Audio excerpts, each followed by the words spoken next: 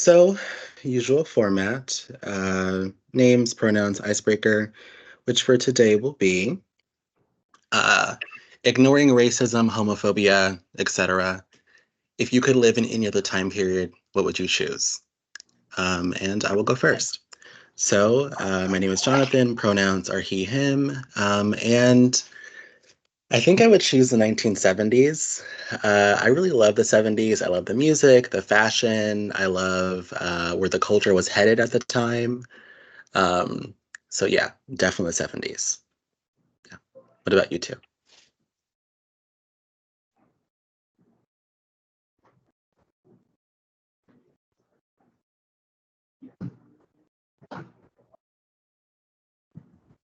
I can go next. My name is Saul. I use he, him pronouns. I was also thinking, like, would I go really far back into time? Because it is hard to live in the past, and I do enjoy my comforts. Um, so maybe I would like go back to the 90s, although I was kind of alive in the 90s, not I think like enough to really enjoy them. Like if I was, I think like a young adult in the 90s, I think that I would have really liked that. Um, yeah, but I also actually it might also be really be cool to go back to um, like Mexico, like pre-colonization, and see because I think that a lot of the indigenous cultures had such amazing things that they like cities and all these really cool technology. So I would have loved to gone back to that time. Okay.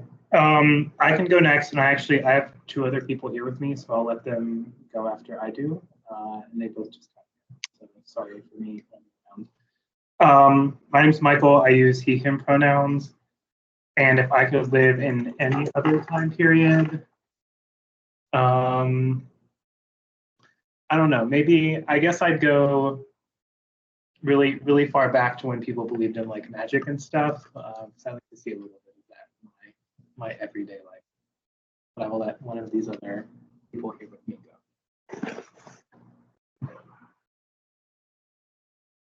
Hi, my name is Josue. I use he, him, his pronouns, and a time in history. I feel like the hunting and gathering days. The prehistoric man, maybe. I'll be curious to kind of see what was the life like. But yeah. Hi everyone, my name is Devante. I use he and pronouns. If I can go back to any time period, I actually want to go back that far. I would go back to the 90s. I feel like it was just a good time in terms of pop culture and music. So I would love to actually be in my 20s or 30s then.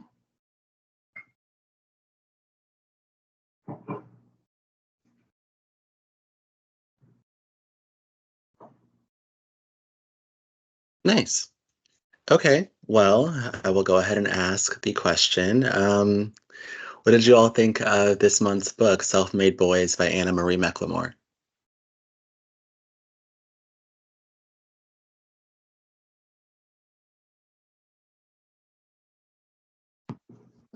I can go first. This is Michael.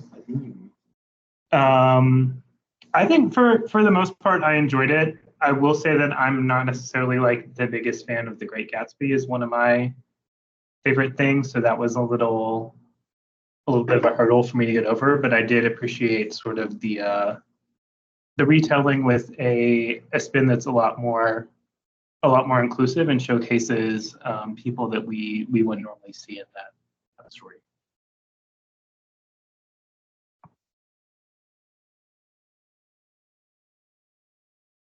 I think I'm on the opposite end, Michael. The Great Gatsby was actually one of my favorite books that I read in high school. So haven't read it since high school, so I don't know how I would feel about it now. But I think that that made me go into this book with a little bit of a like maybe perception that I shouldn't have. That I was like, oh, like can this really be better than this book that I really liked before? And I like this book for sure. I did not like Nick as a character. Um, I found him to be very naive. So I think for some of the for some of the book, I just didn't like Nick, so that made it a little bit harder too.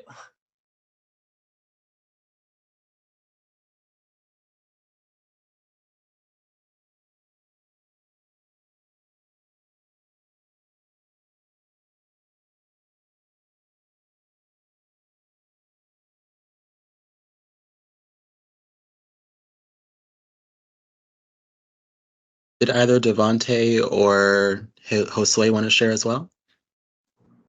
Yes. Yeah. So I actually in the book,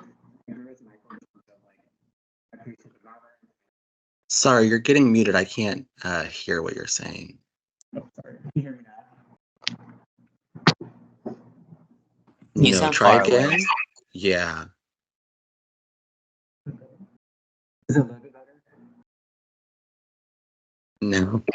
Could you maybe get closer to the mic you guys are using, or?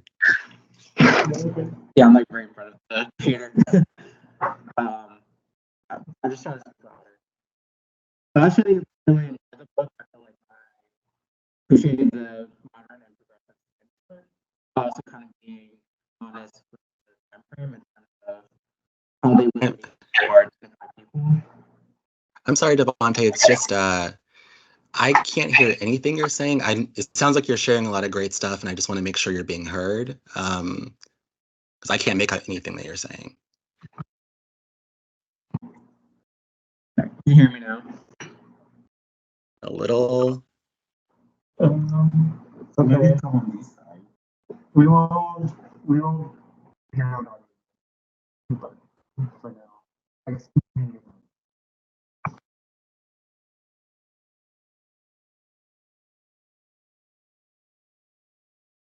Okay. I didn't really catch what you said, Michael, but I'll give you guys a few minutes to, I guess, sort out that. We'll just wait like 5 or so minutes until you guys can sort that out.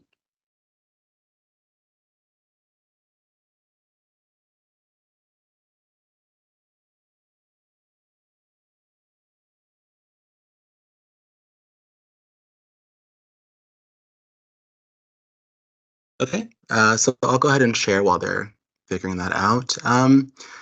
I really enjoyed this book. I had not read The Great Gatsby prior, but I did have enough time to read it this month because it is so short. It's like 100 or so pages. And while it's not a book I loved, I can definitely appreciate the commentary the original novel made on American society, especially considering the fact that the author of that book was not American. He was also an immigrant, so he has a perspective that I think is necessary to really make a good commentary on American society in the 1920s. And I really enjoyed Self-Made Boys. I will say, kind of along with Saul's point, that this book does lose a little bit of the important messaging that I believe the original Great Gatsby had, especially in regards to the commentary on the American dream. I think this novel doesn't really do any of that.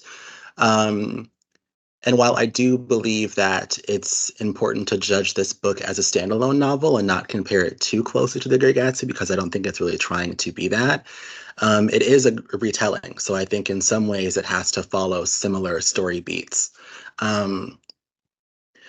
Yeah, I will also say that it's interesting to see this book retold through a POC and queer lens, considering just how much, at least what I believe, homoeroticism exists in The Great Gatsby between Nick and Gatsby and Nick and Tom in the original novel, and how racist Tom is in the original novel.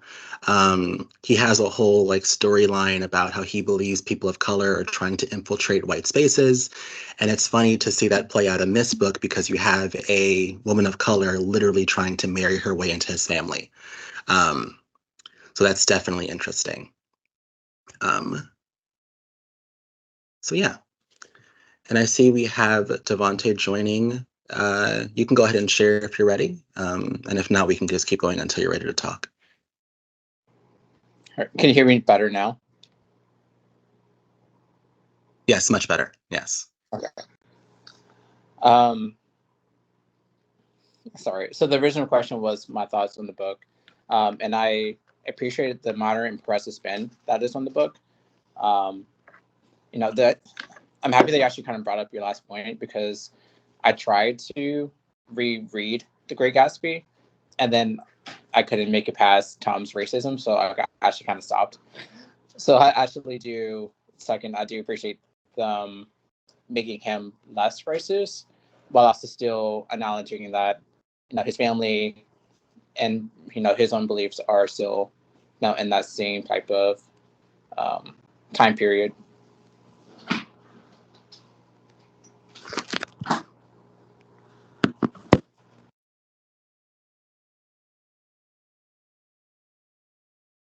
Okay. And I know that we have Josue over there as well. Do you also want to share, Josue, or are you still trying to figure out uh, audio difficulties?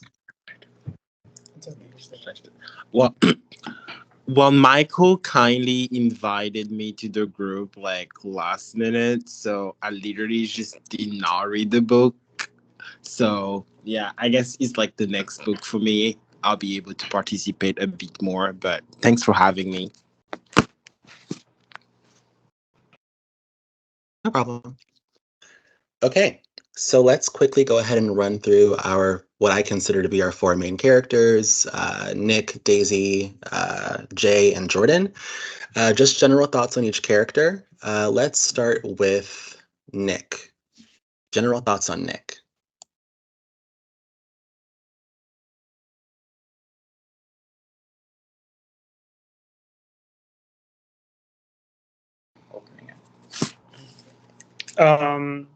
This is Michael. I can go first. I kind of liked Nick for a couple reasons. Definitely because the professional life aspect of Nick mirrors mine a little bit. So that was easy for me to relate to, which I know is purely personal.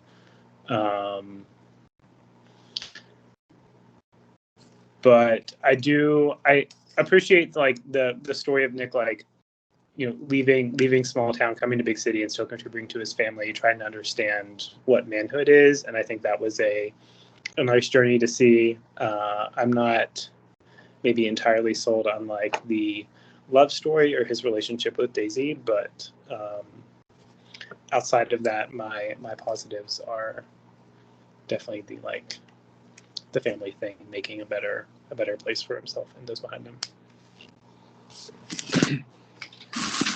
This is Devontae. So I actually like Nick. I do feel like he was kind of naive. It kind of was like, how do you not recognize that Gatsby was in love with you? But I do appreciate, like Michael said, him having the small town story and being able to be successful in the big city, and his knowledge of math and just being able to figure out, small things that no one else could actually figure out.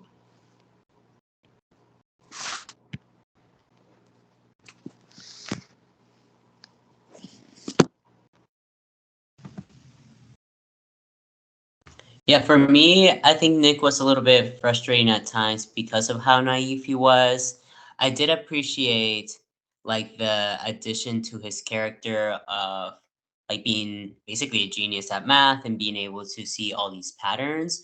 I also really did like the fact that seeing his progression of himself in his job and getting more comfortable calling out the people that he was working with up until the point where he does get fired. I thought that that was a really where I saw him be the strongest. I think as a character was within that job setting, and I think that it really did. I don't know if the author was trying to do this specifically, but commenting on how reckless a lot of times these, it seemed like they were buying stocks or something like that, could be to so that they could gain the most profit, right? At some point they're really just trying to make money for themselves, and they don't care when the market will crash because they will be better in the end, and the people that will be suffering are people like Nick and his family. So I did like that last part about Nick's storyline of him being able to stand up for that, and seeing that he wasn't going to stand for that kind of reckless pursuit of that money, even if he did mean that he was making money for himself.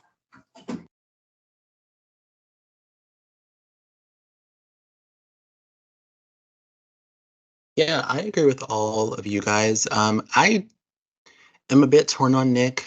I just kind of feel like he's too flat of a character for me to really say I strongly like or dislike.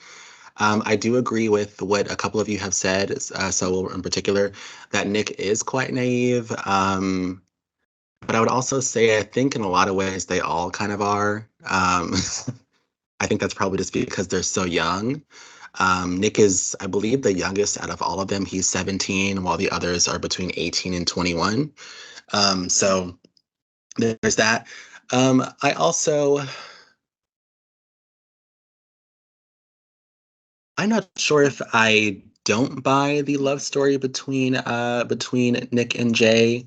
I just feel as if we did not get enough time with those two characters alone to really build up this like love story, because most of Jay's time he's either not with Nick or he's with Nick but talking about Daisy. So I'm just a little bit torn on where Jay fell in love with Nick. But yeah, and I forgot to say it earlier, but I will say while I really did enjoy this book, it's not perfect by any means. So I'm definitely saving majority of my critiques for the end.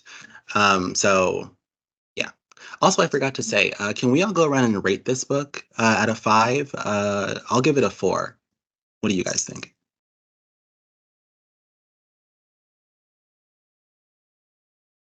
For me, it was like a 3.5, 3.75, not quite a 4.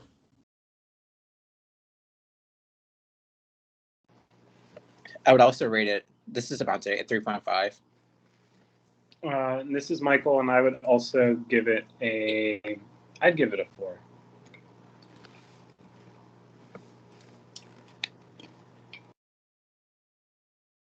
Okay.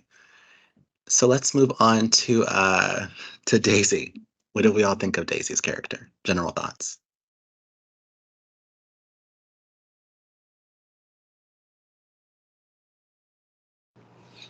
Hi, Sabante. I actually love Daisy. Um, I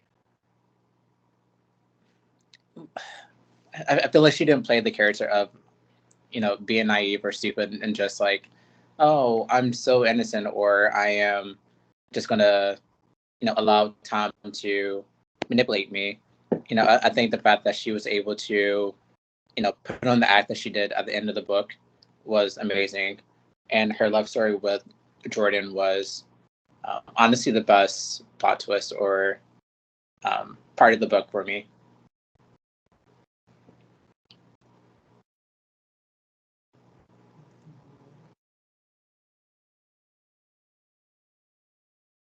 I totally agree with you, Devonte.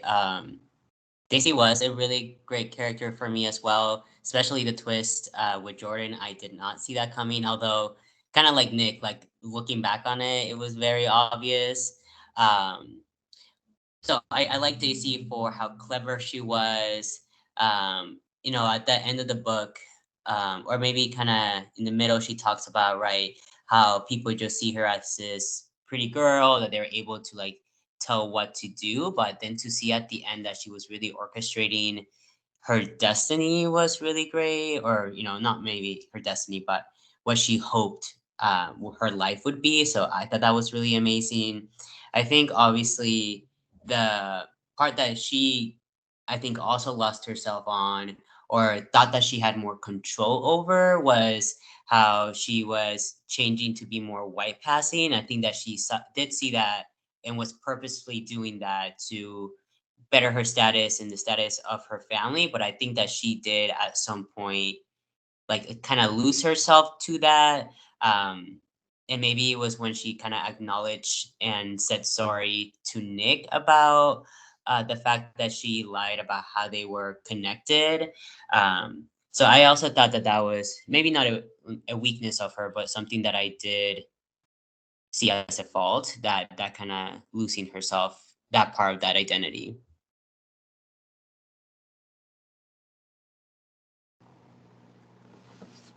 This is Michael.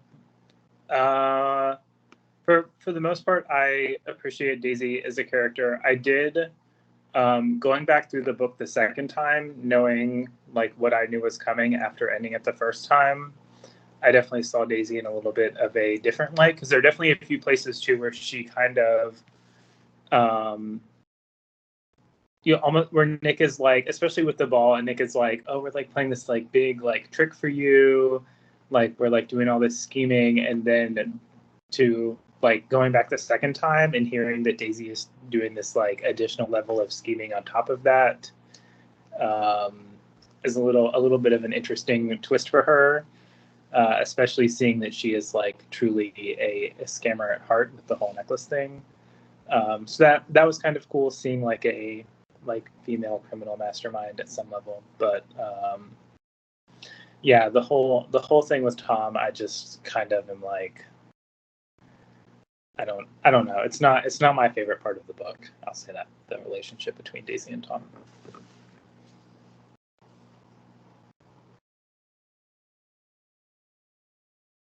I think I might be uh, on the opposite side of you guys.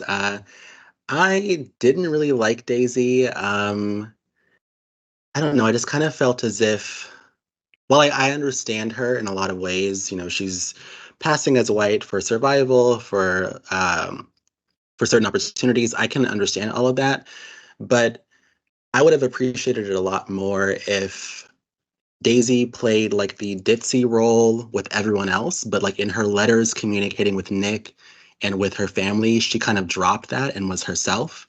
I felt like throughout the entire book, she felt kind of like surface level, kind of like an airhead, which I didn't really get, because then when we get to the ending with the whole necklace storyline, she didn't really seem like she had that in her, which I guess is supposed to be the twist, but it just felt a little bit silly to me. In general, I have to disagree with all of you guys. I did not like the ending. That's where the story lost most of its points for me. But we will definitely get there.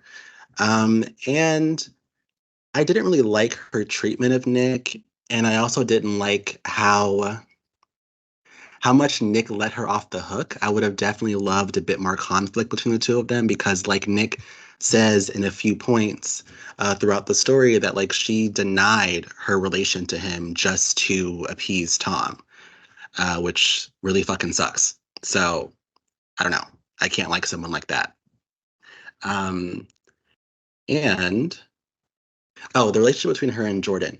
I kind of saw it coming, because there's that letter like in the, I don't know, the first quarter of the book, where Daisy writes to Nick and says, like, I've never really imagined a man as my future.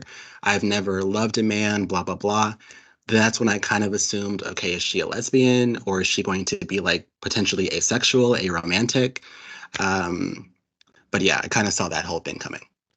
Okay, so let's move on to Jordan. General thoughts on Jordan.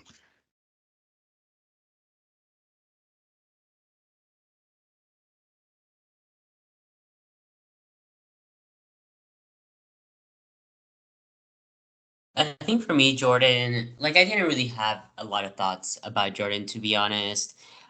She seemed like she obviously was critical to some of the plot, but I kept trying to see like, okay, what part is she gonna play in all this? And obviously by the end, we see why she was there. Um, yeah, so Jordan to me was like an all right character. Again, it was like fun. I don't know if fun is the right word, but it's interesting to figure out or to be led on into like the real identity of these characters, right? So also finding out that Jordan is a person of color, that she's also a lesbian. So like that builds out the characters a little bit more. But definitely someone that I wasn't like really liking or didn't dislike either. Just kind of neutral.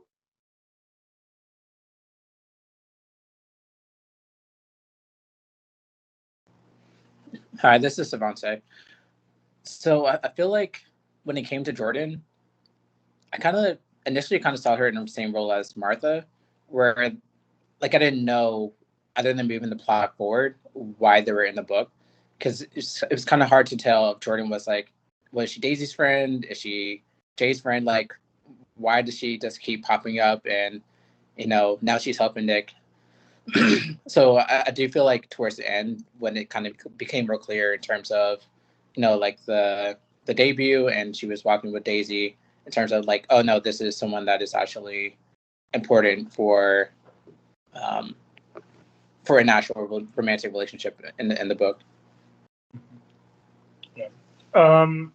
This is Michael. I kind of agree that I thought it was a little strange at first. I didn't know how much importance Jordan would play in the story. I do think she was kind of like a nice, fun foil to a lot of stuff that was going on, and definitely a good reason to like take the story outside of just like Tom and Daisy or Jay and Nick. But I don't know. I don't feel like we really saw too much of like a big storyline from her, or anything too wild until this part where she speaks Spanish to Nick, obviously, and then we like find out a little bit more depth about her. But that's it for me.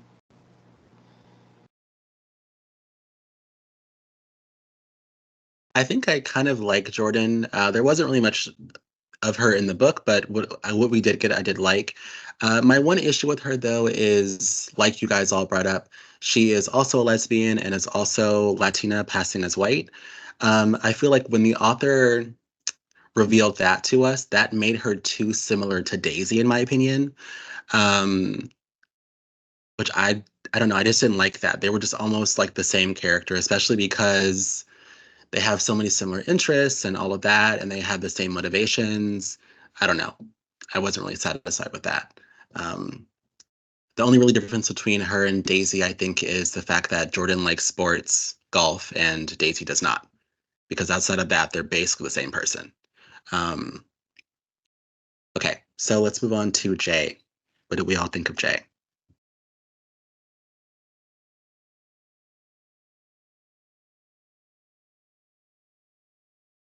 I'm really trying not to compare it to the book, so I think that's a little bit like the original Great Gatsby. So I think that's hard for me. I do like Jay as a character, and I think like both in the original and in this book, right? He's really supposed to be this kind of enigma. Like you don't really know who he is. He's always very optimistic, always seeing the world through rose-colored glasses. So personally, I don't like those types of characters. But I do understand like the reason for them, and specifically here in the book, The Self-Made Boys, that he was kind of this for both, I think, Daisy, for Nick, and for like Jay himself, that he is this thing that people are hoping to be like, or that people are maybe jealous of, right? Like this thing that everybody's trying to reach, or kind of this like symbol of wealth, but maybe the new type of wealth that people like Tom really dislike. But I think with like his parties, of there being a lot of people of color at his parties, that there's also queer people at his parties, kind of showing that like new society that was kind of coming forth at this time. So I kind of see Gatsby more as like symbolic rather than maybe like this full fleshed out character.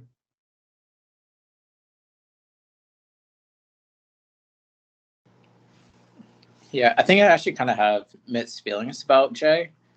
Like I like what he represents in terms of the diversity and hosting the balls, and showing that just because I have money doesn't mean I have to be like people like Tom. But then at the same time, him falling in love with Nick when he picked him up from the dock sounds kind of unrealistic. him buying a house so that he can look at Daisy from across the pond, again, seems kind of unrealistic. I actually kind of was just thinking, like, so if Nick never came, how long was he going to keep the house there if he couldn't even afford it without the actual plan for the wedding? So, I mean, I do like what he represents, but then also at the same time, some of the things doesn't necessarily make sense or feel realistic. Yeah.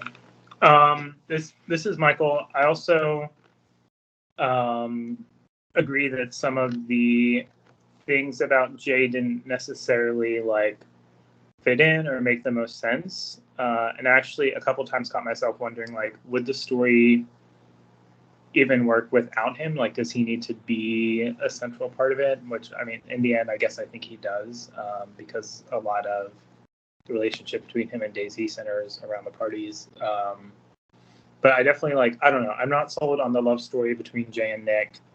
The whole thing with Daisy, like, I also don't fully understand his goal, which, I mean, I guess is part of, like, the regular Great Gatsby too, but it just feels like so much effort and money to invest for something that you're not certain of.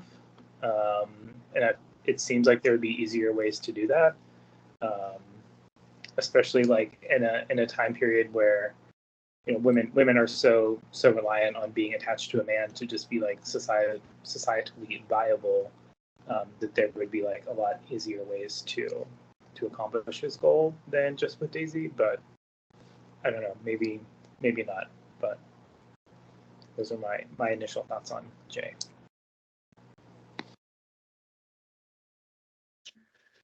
Unlike all of you guys, I think I kind of love Jay. I mean, honestly, I kind of found myself falling in love with him too by the end of the book. I wish somebody would treat me the way he treated Daisy. But I do agree with a couple of the points you guys made about not really buying the whole situation with him and Daisy. I thought the author's decision to have him not love Daisy, but secretly love Nick, but want to get involved in a lavender marriage with Daisy was kind of an odd change.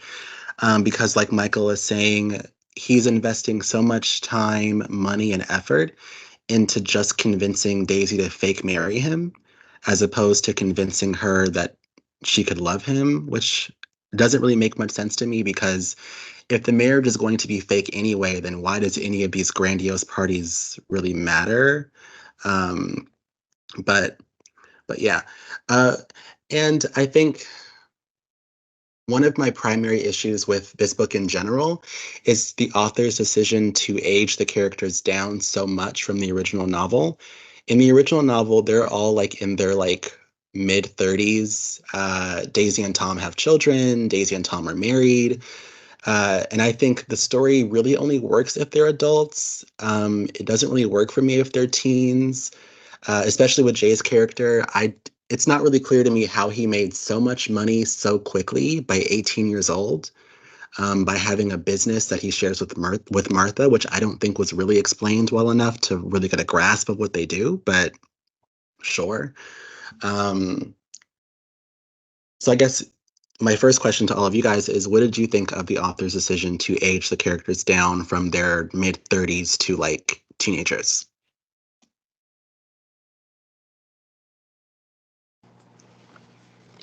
This is Michael. I thought it was weird. Just because they were so young, and I was trying to like put in perspective some of the things they were doing or the actions they were taking. And granted, like, I know this is set literally 100 years ago, so it'd be like very, very different set of societal circumstances, and that maybe like being in a sort of position when you're like 18 or 19 wasn't so unbelievable. But I don't know, I just found it to be a little strange and hard to grapple with. But at the same time, I will say that it did sort of like appease the way I judge some of their decision making or actions, because I was like, oh, they're like literally 17. They have no idea what they're doing. But yeah, those are my thoughts. Yeah, this is Devontae. Um, to be honest, I actually didn't think about their age as I was reading the book, which now actually is probably for the best. Because actually, I definitely would have questioned how Nick, at 17, without having a college degree, got the job on Wall Street or whatever he does with stocks. It just doesn't seem like he was qualified, especially with him being, a person of color. So it kind of does seem like a unnecessary choice. But I also do think it does help influence or explain some of their decisions.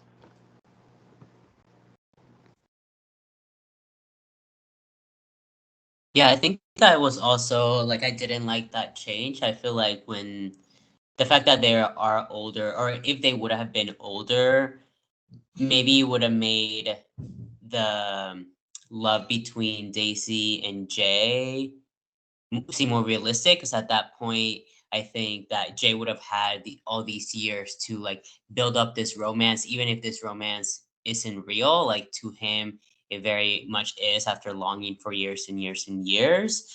I think it also like this book really made me have to like suspend reality at some points, right? Because like Devonta, you said about Nick getting that job, even though he seems like he, wasn't even out of high school and now he is working there at this place, even though he seemed to be great at it. Um, but then having to suspend a lot of reality around, like, I think how people of color were existing at this time. But maybe I don't know. I'm not that big of a history person, so maybe it was possible there in New York to have this type of life and lifestyle. But it did seem like at times I wish that they hadn't been so young. But I think that maybe one of the reasons why the author made that choice is because maybe they were trying to catch like Nick in his transition, right? Like that maybe if the author had made them older, maybe it would have been at a different point of Nick and maybe too of Jay. So maybe that's why the author had chosen or has chosen to make them younger, is to kind of build that kind of character into like both like Nick, I think, finding out what it is like to be a man early on into that.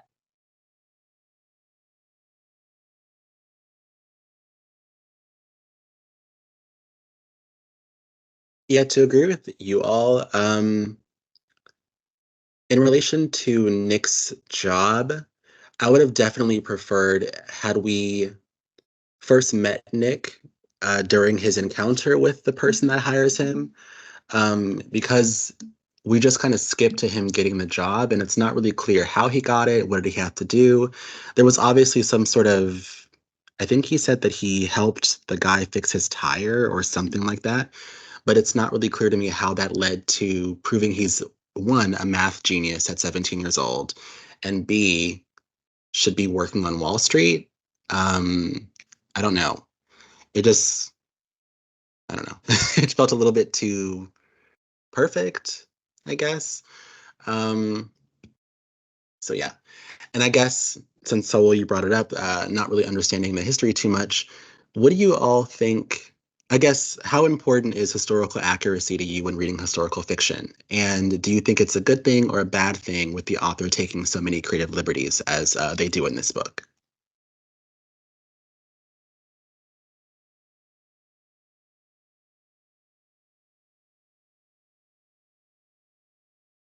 I think because this is a reimagining of The Great Gatsby, and because like I liked it. Like I love the fact that both of the characters were trans, that Nick and a lot of other characters were people of color.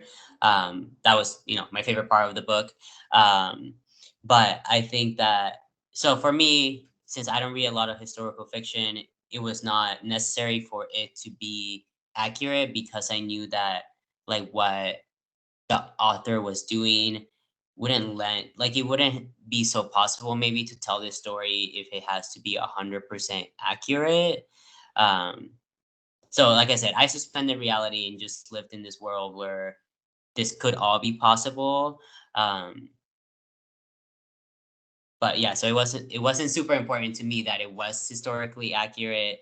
Although, like you said in the beginning, Jonathan, I think that we do maybe lose some of the commentary on society, maybe because of that, because we're taking so many liberties to make some things work that you do lose some of the realities that the original author maybe was trying to comment on.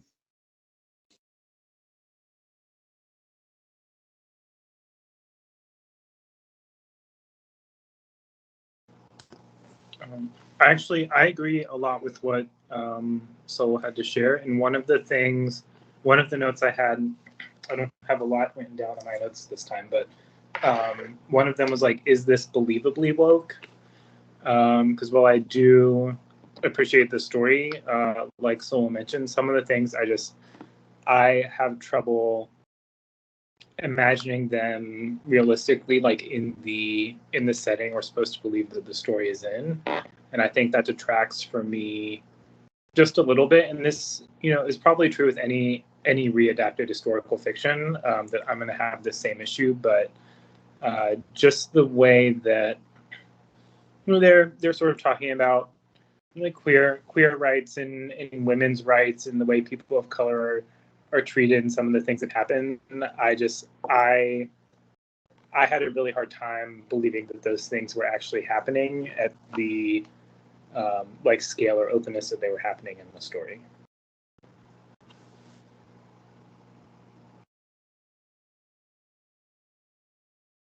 Yeah, I agree with you guys. In some ways, I like what the author did, and I think I agree with both Michael and Saul that I'm not sure if the book could work if it was 100% historically accurate. But I do think that because the author took so many creative liberties in regards to the spaces that queer people could move in the 1920s and the spaces that people of color could move in the 1920s, it kind of it made me forget we're in the 1920s, especially with the language being used. Like, for example, Nick consistently refers to himself as brown. That word wasn't being used until a couple of decades later for people of color, especially Latinos. So I think if we got a little bit more historically accurate verbiage, it would have made it a lot more clear to me we're in the 1920s. Because outside of the fashion, the story feels a bit too modern to me. So that didn't work. Also, I would have really loved uh, a bit more history on what exactly transitioning looked like for someone in the 20s, because we don't get any of that.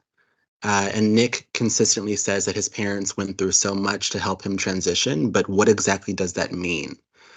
Because it seems like all Nick is doing to differentiate himself from, his female self to his male self is just putting on men's clothing, cutting his hair, and deepening his voice.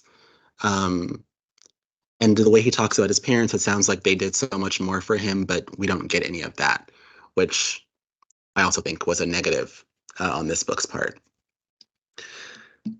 And now I know we've talked about Daisy some and her passing. I'm curious, what does everyone think of someone making the conscious decision to pass as white?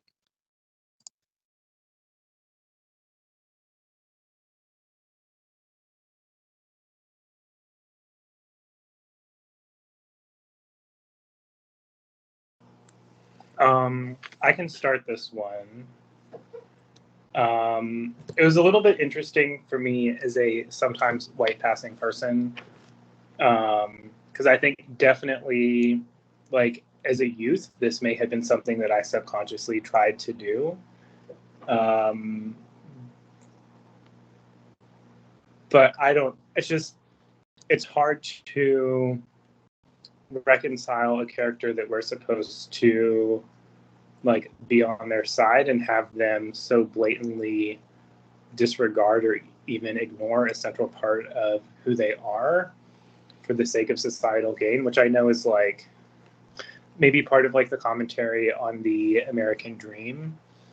But like Daisy's not really like getting any of these things as her true self. She's getting them as a character, and not like as who she really is. So in my opinion, she never gets to really like enjoy any of these things that she's like working or scheming to do. And honestly, I'll probably say the same about Jordan a little bit, but we see so much more like blatant success, and we definitely also see Jordan acknowledge in a very different way than Daisy does that, like, yes, I'm like pretending I'm white, but also like I've told everyone that cares about me that I'm doing this, and they're like on board and supporting me, and we don't get that same story from Daisy. So it's just a little, I don't know, it rubs me in a strange way, but I also probably have a very different experience with this kind of thing than a lot of other people. But those are my thoughts.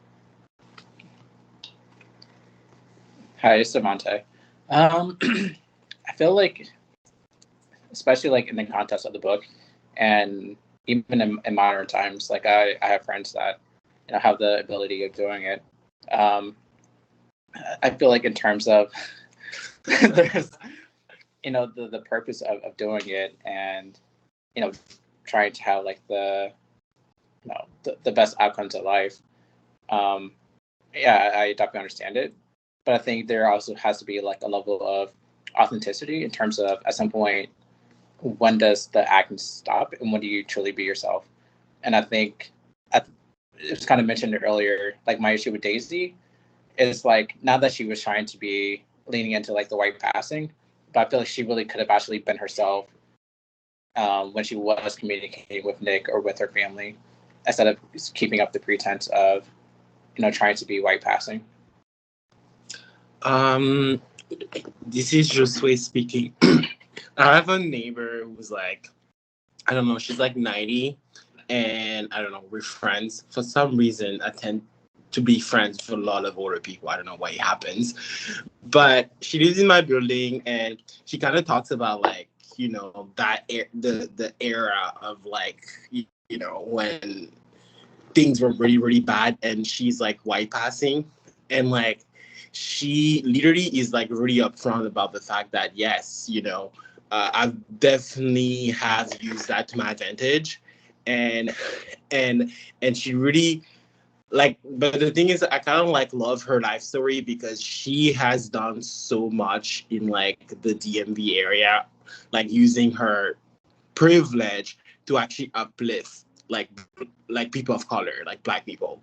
And so I feel like maybe it kind of depends for me on a personal level. Like I feel like I would judge the way that they use that privilege.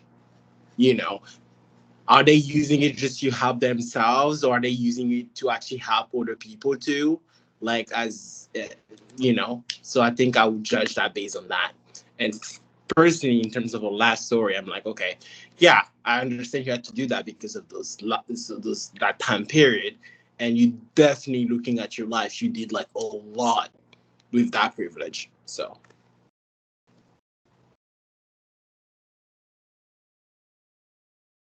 Yeah, I totally agree with what all three of you said. That was one of the more realistic things for me, actually. That fact that Daisy and Jordan were choosing to be white passing as a means to get ahead. Because otherwise, right, if the author maybe hadn't made that choice, then again, another unrealistic thing, that if Tom had married or wanted to marry Daisy when she wasn't passing as white, like that would have suspended reality again a lot during the plot. So it makes a lot of sense that Daisy had to do that in order to get to the level that she was hoping to get. Um, and then I think, right, like you all have said, that it's very conceptual of like, if only Daisy had not also done this maybe mental thing that she was doing, where she also wasn't being true to who she was, having to lie to her parents, to Nick, about Nick. That I think that is what was like the bad portion of that. I mean, obviously, all of it is bad context wise, but yeah, it was realistic that that was the way for them to get through. And again, highlighting some of the realistic like racism that was still going on in that period, that Daisy had to change herself in order to be accepted into this higher like socialite status that she wanted to be in.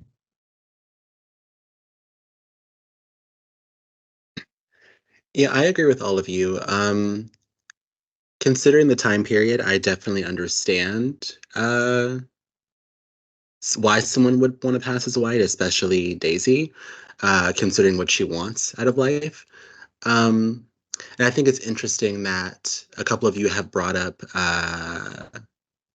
Jordan's passing versus Daisy's passing. I think they're a bit different in the sense that Daisy, yes, wants to pass as white for opportunities to send money to her family, but she also actually wants to be a part of white society. Whereas, at least the impression I got from Jordan is that she does not. Yes, she goes to parties, but she's not really interested in being friends with those people. She just wants to make the money. She really has no interest in being around them, at least as much as Daisy does.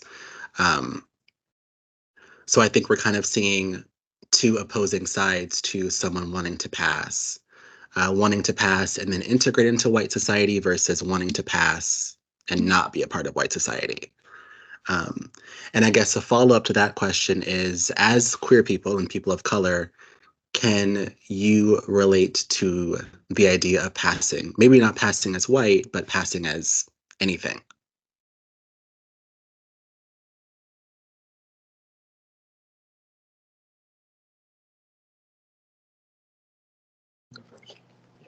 All right, so this is Devontae. So yeah, I cannot pass as white. Um, but I think as a gay Black man, I think in terms of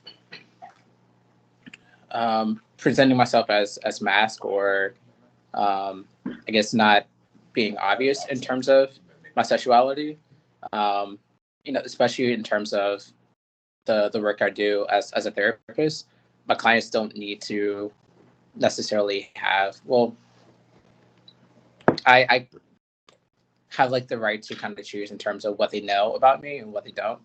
Um, I think in terms of passing and just keeping some form of, um, I don't really know what I'm trying to say here, but I guess in terms, I feel like the only masking or passing I do is in terms of being more masculine or feminine.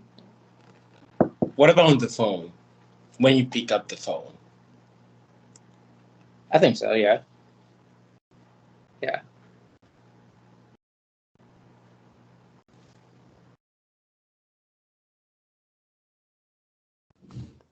Yeah, so for me, I'm queer, and right now I'm in a straight passing relationship.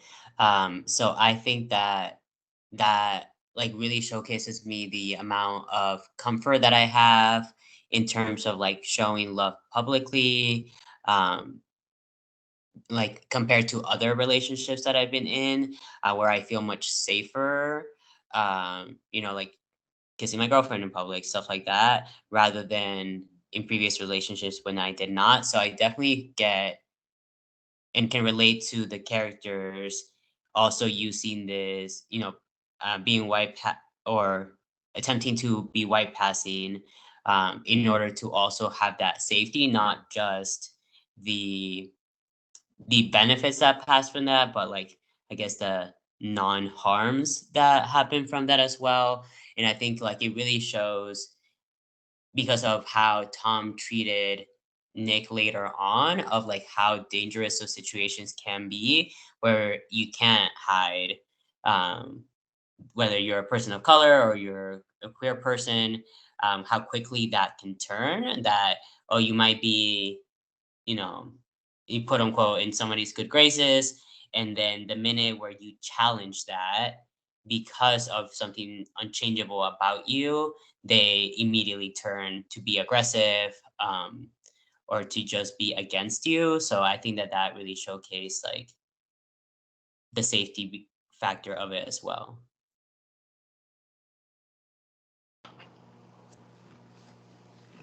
Oh, sorry. This is Michael. I just had one quick thing to add after Devontae and Sol, and that was just sort of noting that I think as queer people and as people of color, there is some dance of code switching, at least that I have had to do, and that may be partially because of like the personal and professional spaces I put myself in, or some of the places where I have just been by chance or by force. But I think there definitely is like some level of that we always have to do, and we see that a little bit, in the story, of course. But it is, of course, disappointing to see it taken to like the extreme of completely neglecting who you really are. I feel like I'm gonna relate this to more like code switching maybe, because okay, my name is Josue, but then I'm like Afro French, and I think it's kind of interesting. A lot of the times going to interviews or people that meet me at the first time, a lot of the times they kind of don't know where to place me. They're like, is he black? Is he Latino? What is he? And I feel like they kind of hear my accent, and then I think eventually what happens, and it's like I don't really know how to feel about it, because I feel like he definitely has afforded me opportunities, because I feel like in a way, like even doing work with DI, because I'm an HR practitioner too, it's like he has afforded me like a lot of open doors, because I think in a way, I feel like entering white spaces, I feel like my blackness is not threatening. It's not it's not what they're used to. It's almost, has been equated in the past as, I don't know, as their own whiteness, because yeah, I'm from Belgium too, so like there's like the western sides of it. So it's I think it's something that I grapple with sometimes, and it's just like I don't know if I've answered the question other than venting, but yeah.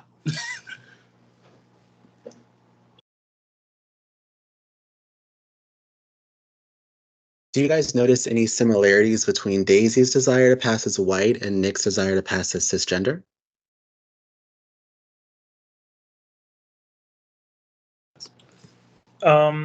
This is Michael. I want to say yes a little bit, but I also want to think that that's a kind of a dangerous comparison.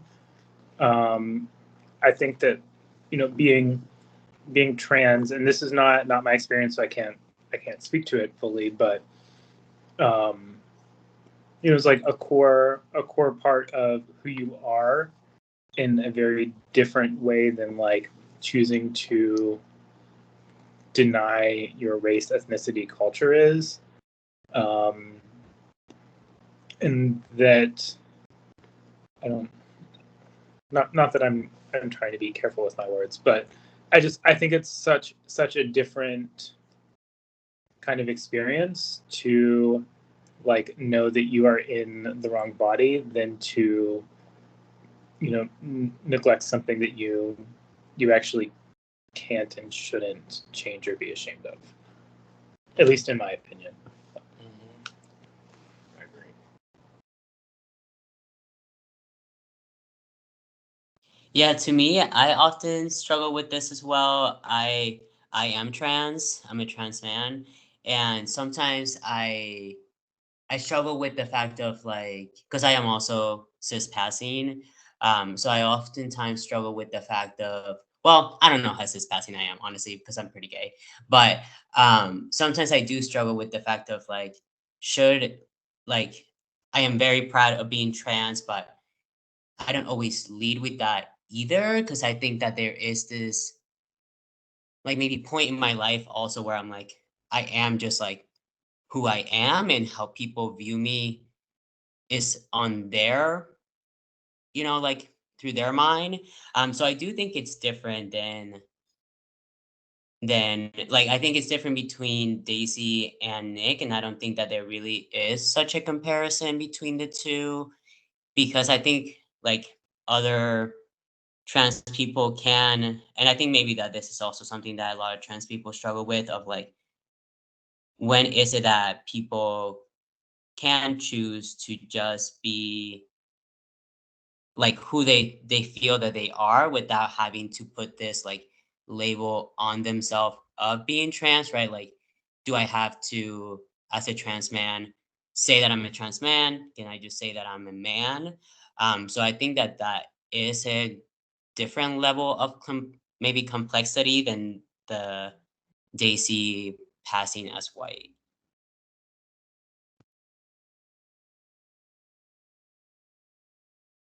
Yeah, I agree with you guys. I don't notice many similarities. I think the only real similarity I can draw between the two of them is them both doing it for safety. Um, Daisy, it almost seems like there is a shame about being a person of color, which is why I think she's so intent upon passing as white for most of the story.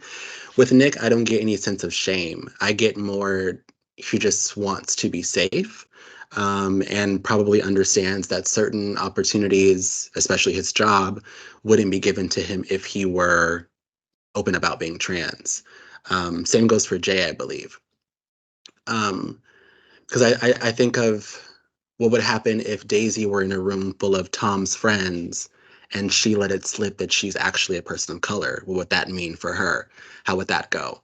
And then same goes for Nick at his job. What if he told his coworkers that he was actually trans? How would that go? Um, so yeah, that's the only way I can really draw similarities there. And I guess to close up our discussion of the book's theme of passing, do you notice the theme of passing appearing in more ways than just between Daisy and Jordan, or do you see it anywhere else in the book?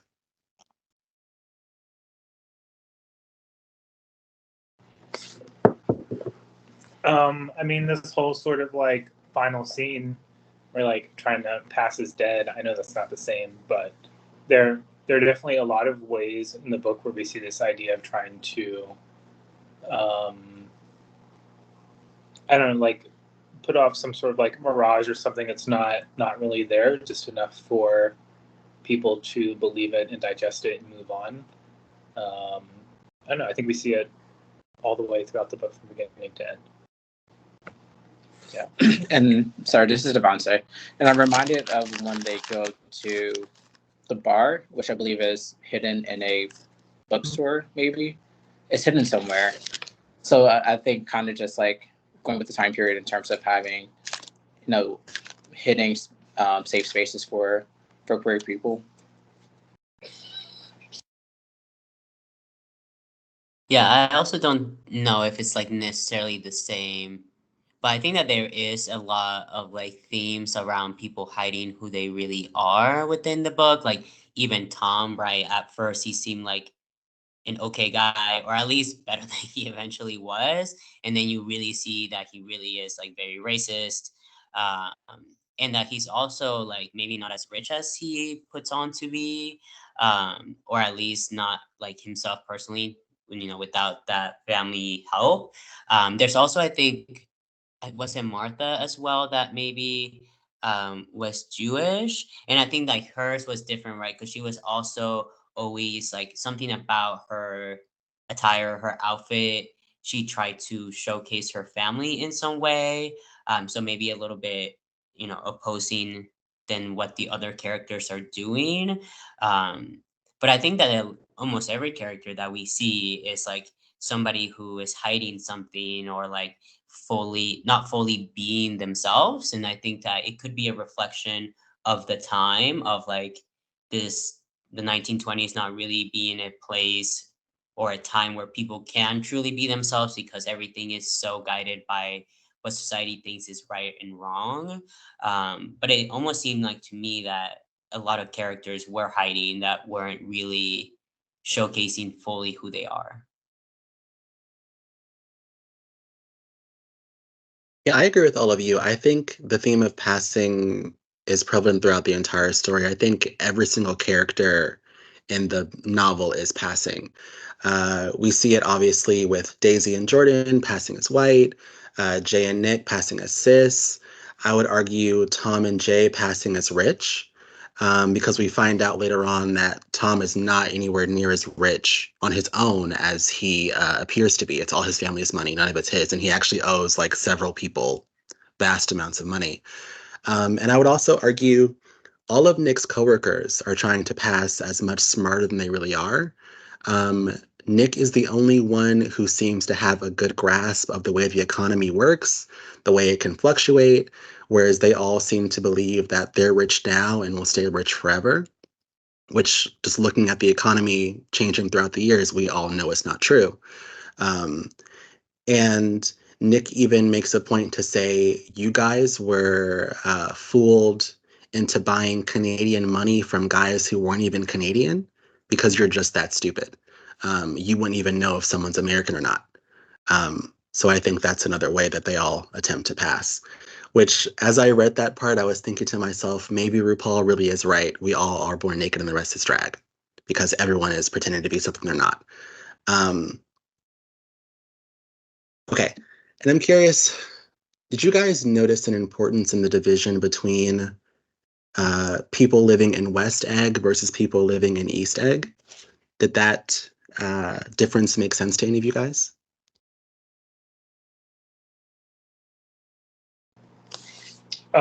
This is Michael. I'll just note that I didn't quite catch the difference. I guess I kind of thought I forget which egg is which, but the one where Tom and Daisy are, I guess, felt like it was supposed to be like better. But also just egg is such a terrible name for a place to live. That just made me chuckle the whole time, which I'm pretty sure it's the same in the other story too, but it just made me laugh. And also there was a point, complete side note, I think there's a point where Myrtle's like, I know every egg in the carton. I was like, this is really good little one-liner, whoever put that in there. But those are my thoughts on the eggs. Yeah, I don't think I've really noticed a difference between the eggs. Yeah, that's all I have to say. Yeah, for me, I think that both of the eggs seem to be like where the wealthier people live, but maybe, and I also don't remember which was which, but where Tom lived, being maybe like that more old money wealth, because maybe it seemed like the houses were much bigger, and it seemed like where Gatsby and Nick lived, that maybe it was just Gatsby's house that was huge, and all the other houses were like still maybe owned by richer, wealthier people, but were more modest, quote unquote. I also do wish that there was maybe more descriptions of the ash heaps, for us to also see that real, like maybe big comparison between the wealth that like it was in New York, and also still the working class, because it was really besides speaking about Nick and Daisy's family, a lot of it was very focused on the wealth part.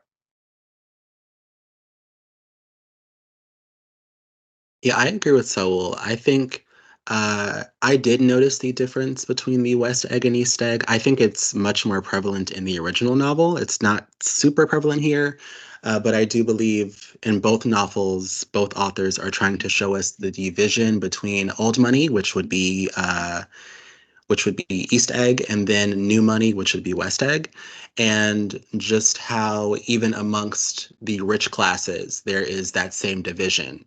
Those who consider themselves to be better than the opposing side.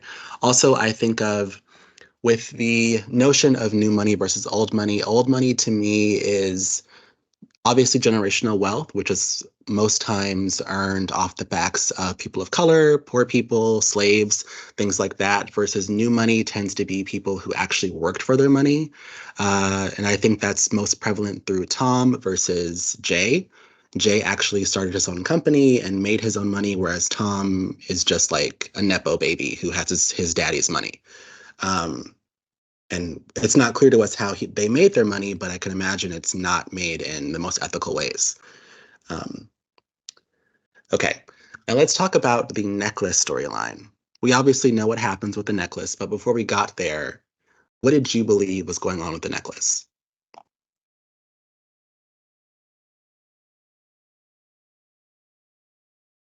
I had thought that Tom stole it so that he could pay back his debts. Like that was really what I believe had happened. That he somehow, like maybe I don't know if I thought that he pushed Stacy off the boat, but that he definitely got her drunk, stole the necklace, and then did something. But I thought that it was going to be Tom that had stolen it. Yeah, this is Devontae. I agree. I definitely thought it was Tom stealing the necklace, maybe getting Daisy drunk, or not actually believing that, no, because she does pretend to be dizzy or kind of minimize her abilities, that she really couldn't swim. And so maybe for him, if he's able to get the necklace and she drowns, then that's double the insurance. Um, Yeah. This is Michael. I did the whole necklace storyline. I definitely thought there were like shenanigans afoot. I a little bit was thinking like, oh, it's gonna like end up to be like put on Daisy and like she's gonna get in trouble for something she didn't really do. So it's refreshing to see. I guess like female empowerment, even though she's still a scammer and a criminal. But oh yeah, those are my thoughts.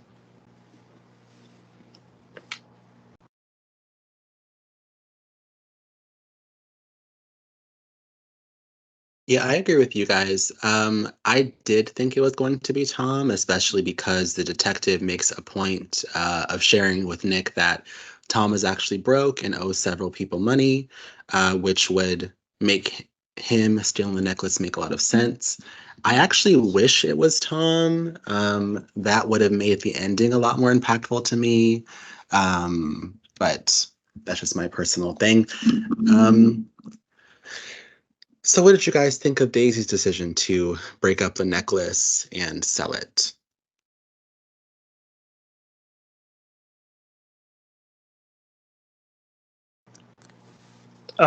This is Michael. I don't do illegal activities, but I thought it was very smart.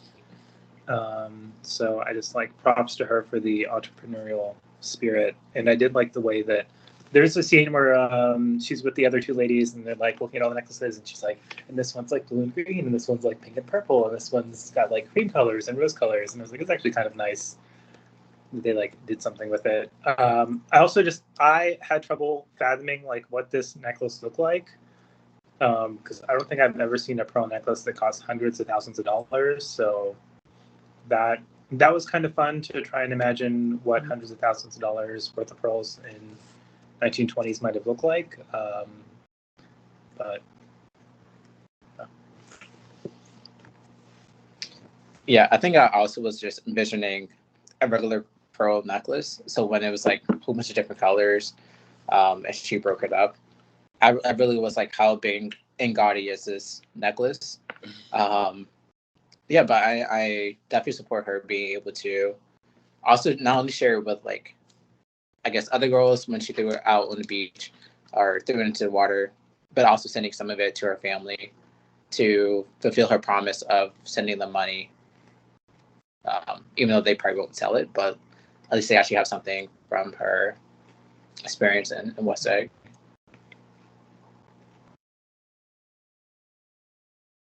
Yeah, for me, I had trouble picturing also the necklace and how they were able to break it up into what seemed like five other necklaces, maybe less, but I was really confused about like how long it was or how many pearls it had and whether maybe they like took some pearls from the original necklace and made uh the other necklaces with more pearls, which is what I guess they had done. Um but yeah, I think that like as the story was ending, and things were getting resolved with like the characters and their love stories, I was wondering like, okay, well, I still know that there's um that insurance investigator, right? Like, how is that gonna get resolved? And I thought it was funny that it got resolved by the pearls washing up on the beach. Like, I thought, I know, Jonathan, that you said that you didn't like that ending quite much, but it kind of made me laugh. The fact that that's how it ended, that so many pearls were coming along the shore that again, like people were pretending to find them, and eventually there were so many like fake stories that the investigator had to give up. I found that pretty funny, mostly because I found him to be such an annoying character that kept showing up and really pressuring and harassing Nick just based on the fact that Nick was brown. So I was very happy that he didn't get white, like any like a resolution. The inspector that it was just a dead end that he had. That I'm guessing then they had to pay out the insurance to Tom because he really was lost. So I found that funny that Pearl's washing up on the beach.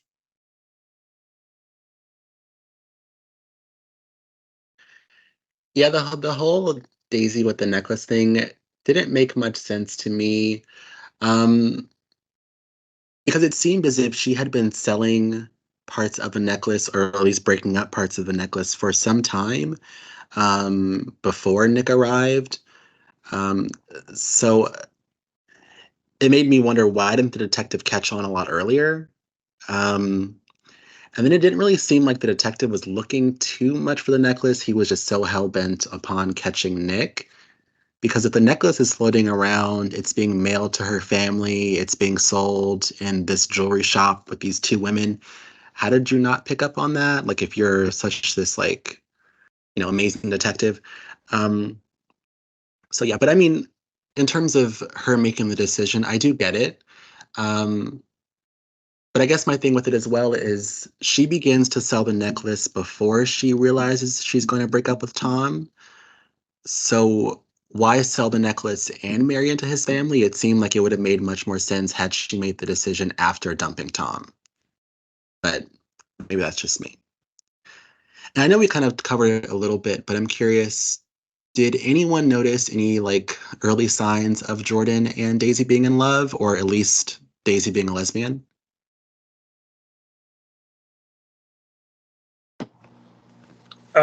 This is Michael. I'll say that I did, but only when I listened back to the story the second time and I knew I was coming.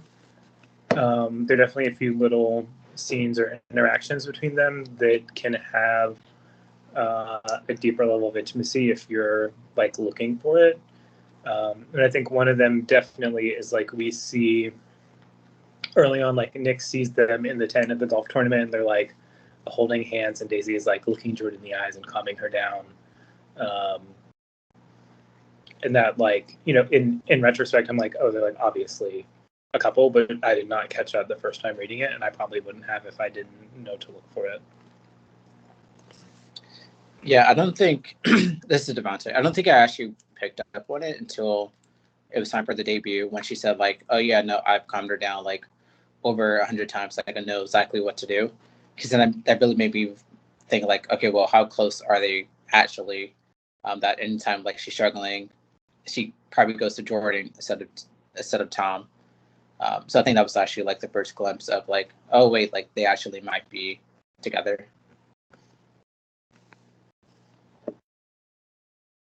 I'm embarrassed to say that I didn't catch on until the letter that Daisy sent to her family, where she tells them, because even when they both came out at the party, I was like, wow, they're such great friends. So that's kind of embarrassing. But I did think that like the scene that you brought up, Michael, of them at the tournament where she was calming her down, I was like, wow, okay, that to me solidified that they were just like really close. That in like previous things, I also couldn't quite fit like see where Jordan fit, because I was like, is she actually Tom's friend? Is she Jay's friend? Like, is she just friends with Daisy? But then when they were at the tournament, I was like, okay, no, like the relationship is mostly between Jordan and Daisy. But then I didn't catch on until the letter.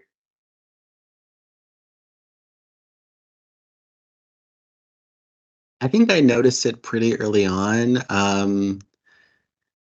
I think if you go back and read Daisy's letters, she consistently refers to herself as queer or as gay, or she's the only one that really uses those two words to describe like a feeling. And of course, yes, we know at one point the term gay was used to mean happy, but around the 1920s is when people stopped using that word to mean happy because they began to associate it so heavily with sexuality. And there's even a point where she writes to Nick and says, Daisy Faye is gay again. I'm as gay as ever.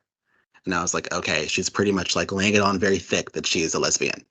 Um, and with Jordan as well, it kind of just made sense. I started thinking about, okay, female golfer. That's usually, you know, obviously a lesbian thing, I guess, but it just all kind of made sense to me. And I guess I'm curious, what did you guys think of the author's decision to switch Jay being in love with Daisy to being in love with Nick? Did any of that make sense to you guys, that switch? Did you like it? Did you hate it? What'd you think? I'll start. This is Michael. I did find it a little bit strange. I mean, obviously there's a connection between Jay and Nick when they both realized that they were sort of like in the same situation, both being trans, but it just felt like this would have never come into Jay's life if it weren't for that like one moment. So it was a little bit harder to believe or digest. But yeah, I don't know. I think I mentioned several times too, like I'm not completely sold on their love story, so I'm just a little skeptical about the whole ordeal between the two of them.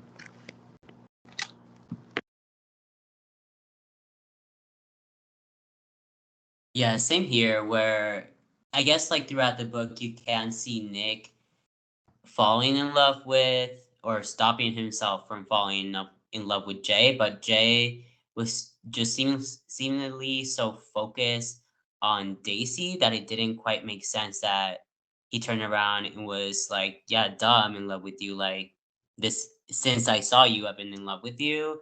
That didn't make a whole lot of sense. And I think that you had, maybe it was Michael, maybe it was you, Jonathan, that had brought this up at the beginning of like, why is he trying to throw these extravagant parties for Daisy if his plan is to have a lavender marriage? Like, why have to do that? It seems very much like you could have just gotten married with Daisy without all of the big showcase of wealth.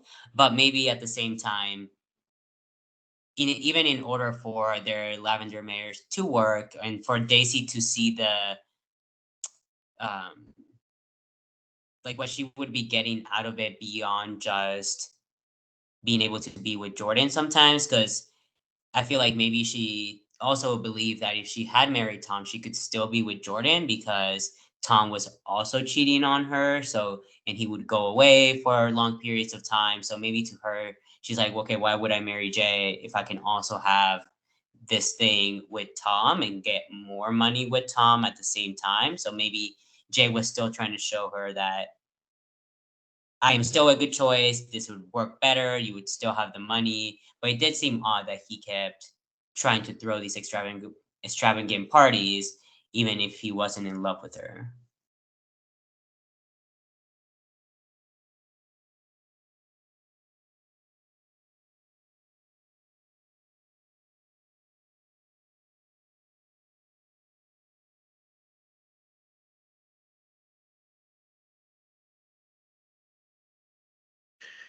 Yeah, I think that twist didn't make much sense to me.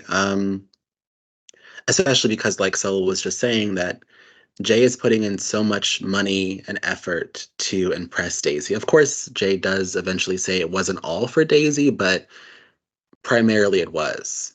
So if it's going to be a sham marriage, then what's really the point of trying so hard to impress her? That didn't make much sense to me. Also, he's doing it to the point to where he runs out of money, which I didn't really get, but sure. Um, I think the reveal is a bit interesting because it wasn't really clear to me why Jay chose to hide his sexuality from Nick so much because upon first meeting Nick, he knows that Nick is trans. So why was he so afraid to tell him that he's also gay? That didn't really make sense. Um, And I think in terms of the relationship between Nick and Jay, I would have loved to get a lot more of Nick's internal dialogue around having to come to terms with the fact that he is, of course, he knows he's trans, but also the fact that he's gay. We get little tidbits of that, him struggling with that, not even believing that he can be trans and still like men. But I would have liked a lot more of that because it seems like that was his primary internal battle when it came to Jay. And we don't really get much of any of that. So I guess let's move on to the story's ending. What did we all think of this book's ending?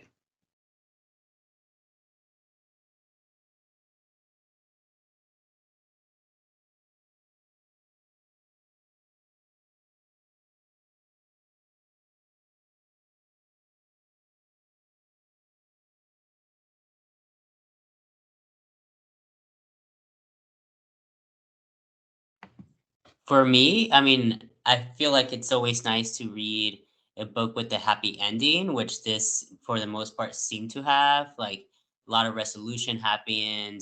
You know, all the kind of maybe loose ends seem to be tied. So that was really nice.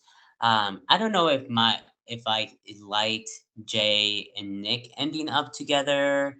Although I think it was very sweet to see like Nick going to go and visit Jay's family and Jay going to visit Nick's family. That letter to it was my favorite thing. The letter that Nick got from his dad, that was my favorite thing. It made me cry. So I did like the happy ending of it all. But I think like I'm trying not to compare it to the other book, right? But the other book's ending was very shocking. So I kind of was like waiting to see if that would happen as well.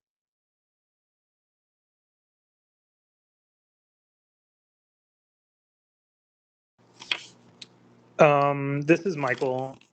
I agree with Saul that I don't know. I kind of was like maybe hoping for a little bit more like shocking or dramatic ending. I think though for me, the one we got in the book was just kind of like, meh. It wrapped things up nicely, which is good, I guess. But yeah, that's it for me.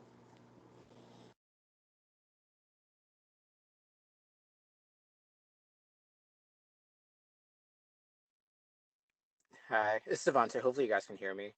Um, yeah, no, I feel like it was just more so like a convenient happy ending. Like it didn't seem like it was coming from like a natural place to end. Like again, I still do feel like Nick and Jay being together was kind of forced, versus like their chemistry actually being there throughout the book. So that kind of seemed kind of convenient. Um, but I didn't necessarily hate the ending, which I feel like is positive, always a positive when reading books.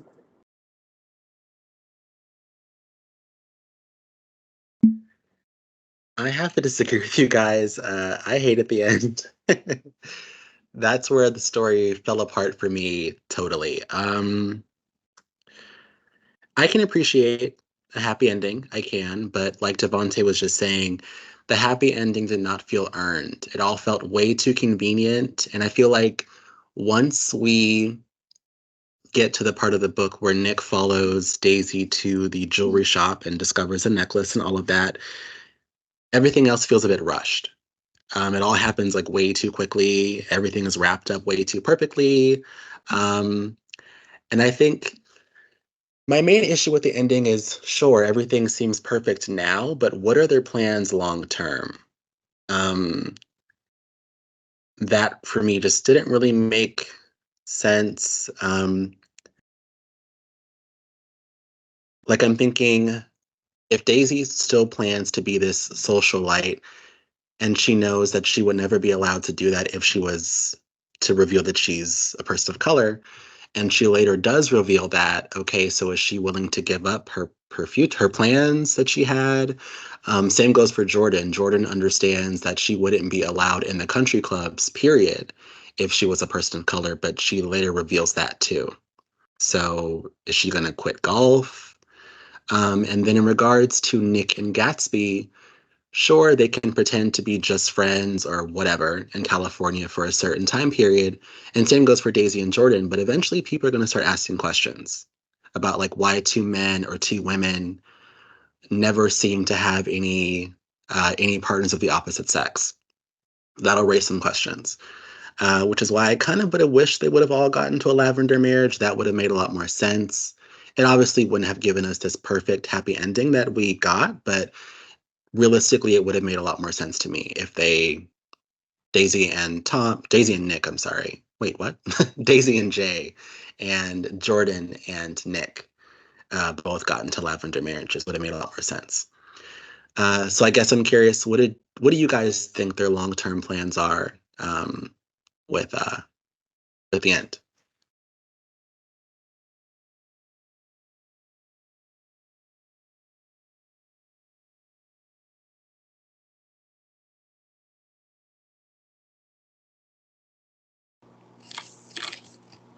This is Michael. I'll say that I'm not entirely sure what their long-term plans were.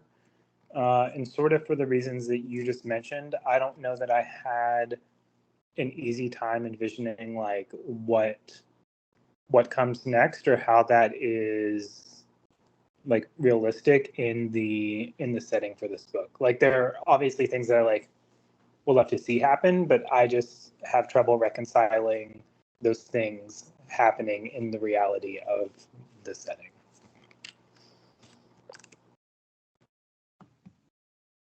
Yeah, for me, it seemed like maybe the author was playing on both the facts that like Jay and Nick were moving to California and to Hollywood, or LA, whatever. So maybe that was a more liberal, or like the West just being a place where maybe people could be themselves more compared to like the New York socialite life, and that um Daisy and Jordan being in Europe, like maybe that is also a more free atmosphere. So like I thought that that was maybe what the author was trying to like why she put them in the endings that she put them setting wise, and that maybe too the author was maybe saying something more about like the turning of like the 20s and like progress in that, but I think it would have made more sense if it was like set sometimes in like the 50s going to 60s and 70s, that like really like the civil rights movement would have made it more possible for them to be living these lives rather than like at the end of the 20s or in the 20s. Like that still didn't seem overly possible, even if things were maybe a little better than they were in the past. It didn't seem very realistic.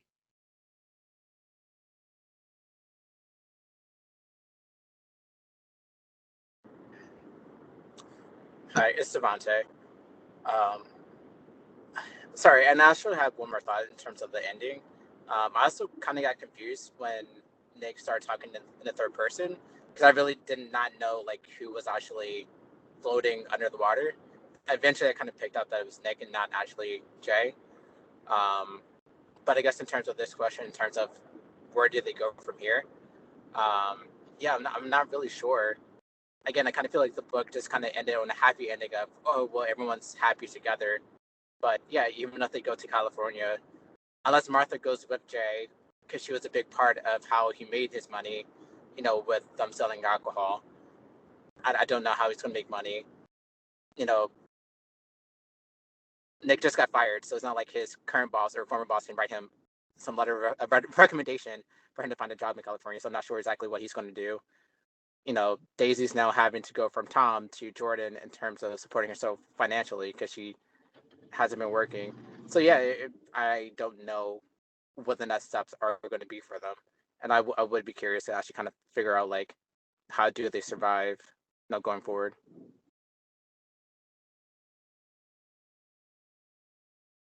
I think my final thought on the end is with Jay's faked death, doesn't he have to kind of fake being dead forever? Because it doesn't seem like he took any massive changes to try and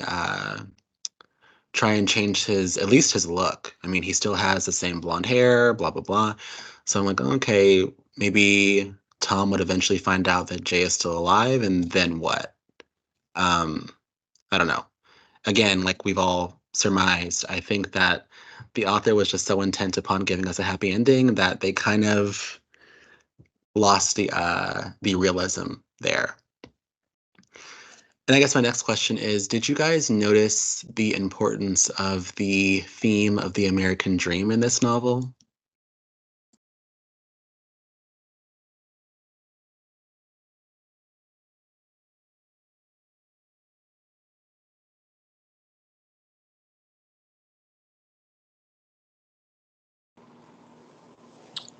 This is Michael. I can go first. I definitely noticed the importance of it and sort of the way a lot of these characters were chasing that American dream. But I'll also note that, at the same time they're all doing this, it's only like with this goal in mind of having this like really close proximity to whiteness and straightness and passing for those things in a way that they normally wouldn't have to. So that's I won't say hard to reconcile, but just like I can't think about that being part of the theme of the book without knowing that like all the people that are chasing it so fervently are giving up fundamental parts of who they are to try and have it.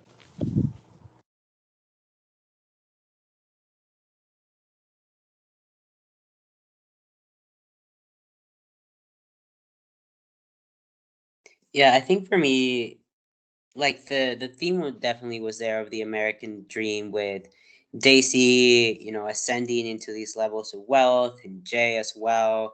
Nick, obviously, to a lesser degree, but I think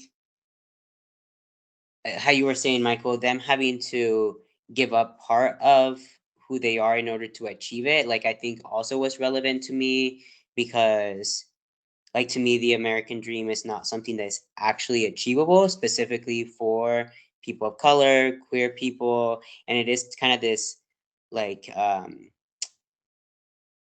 this fake story that we have been sold on, sometimes even to like keep people down, right? Of like this pull yourself up by the bootstraps and then you're able to achieve the American dream if you just work hard enough, which is not realistic because people of color could work hard their whole life and not achieve any level of wealth. So I think that was like still relevant to me, the fact that they did or like couldn't achieve that dream, um, just being themselves. Like they did have to change, and even then, obviously, this story wrapped up perfectly, quote unquote. But I think that if it really was a commentary on the American dream, the story maybe would have not wrapped up so nicely.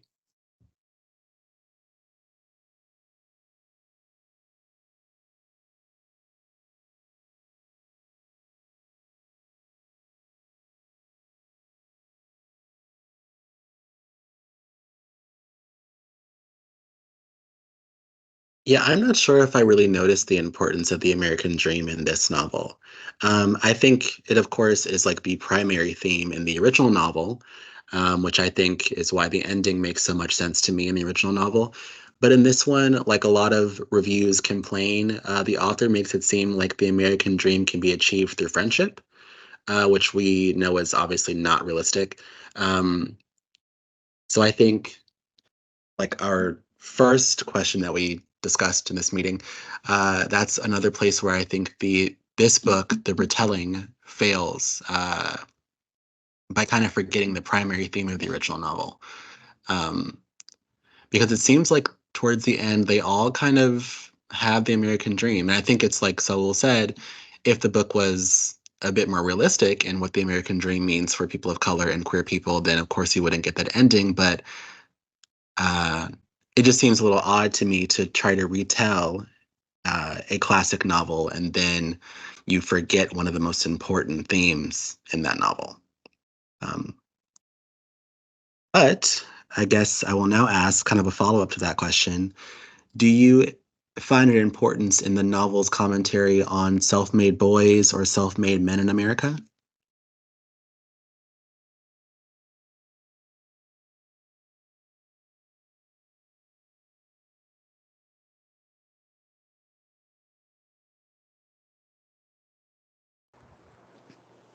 This is Michael. I can go first. I will say that this is one for me sort of like redeeming point about the book. Was that I did kind of appreciate this view of like being self-made as a trans man means something very, very different than being self-made in other ways, or just kind of like the commentary between Nick and Jay, and I mean even a little bit from Nick's family and support system about like what what it meant to be self-made and the importance of sort of like embracing that. But outside of that experience, I don't know that I like have any comments on it.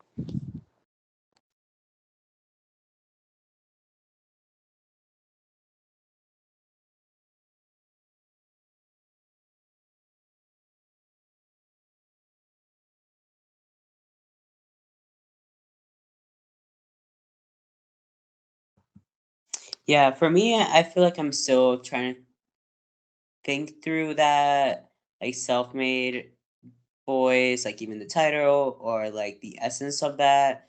I'm not sure if I like it or not. Um, and I can't really place why I don't like it. Um, yeah, so I don't have much else to say.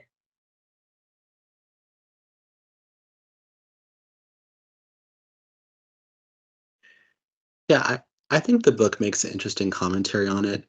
Sure, we have the commentary on both Jay and Nick potentially being quite literally self-made men. But I think in not such a literal sense, I look at people like Tom and then like Nick's coworkers at the Wall Street place he worked at. Uh, Tom is someone who, while he gives off the illusion of being self-made, he has never had to really work for anything because his family uh, got their wealth. And then it's even made a point. It's even a point is made at some point in the novel that Nick says that Tom uses the argument that their money comes from Nick's grandfather serving in the war, but then Nick points out that your grandfather never served. He sent a person of color to serve in his place. So again, this idea of like even the rich people of the world are not actually self-made as much as they like to pretend to be. And then I look at Nick's coworkers, since we know they're not as smart as someone in their field probably should be. The only reason they have those jobs is because they are like cis white men. If they were anyone else, they probably wouldn't even have the jobs, even if they were qualified. So I think that's definitely an interesting thing to point out in this novel. And I guess my next question is, do you notice an importance in historical fiction revolving around queer people or people of color?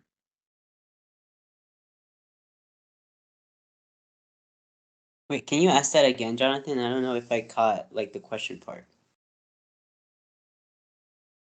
Do you notice an importance in historical fiction revolving around queer people of color?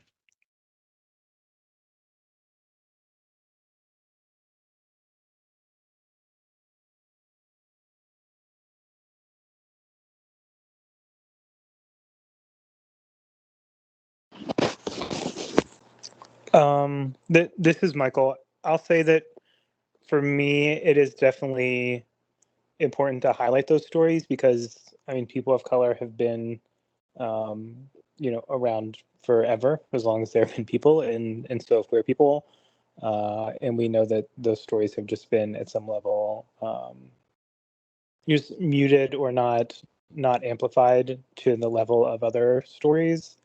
So it's definitely important to have them in historical fiction, but at the same time, um, I think there are kind of like two different sides of it where one you may be telling like a more accurate version of the historical fiction where like these people aren't being treated with the same respect and dignity that other citizens are being treated with, versus kind of I guess the category I'd put this book in, where it's a little bit more idealized or in line with what we see as like current trends or attitudes, but may not be so like historically accurate, or even if it could be accurate, is not necessarily like as believable for some of us.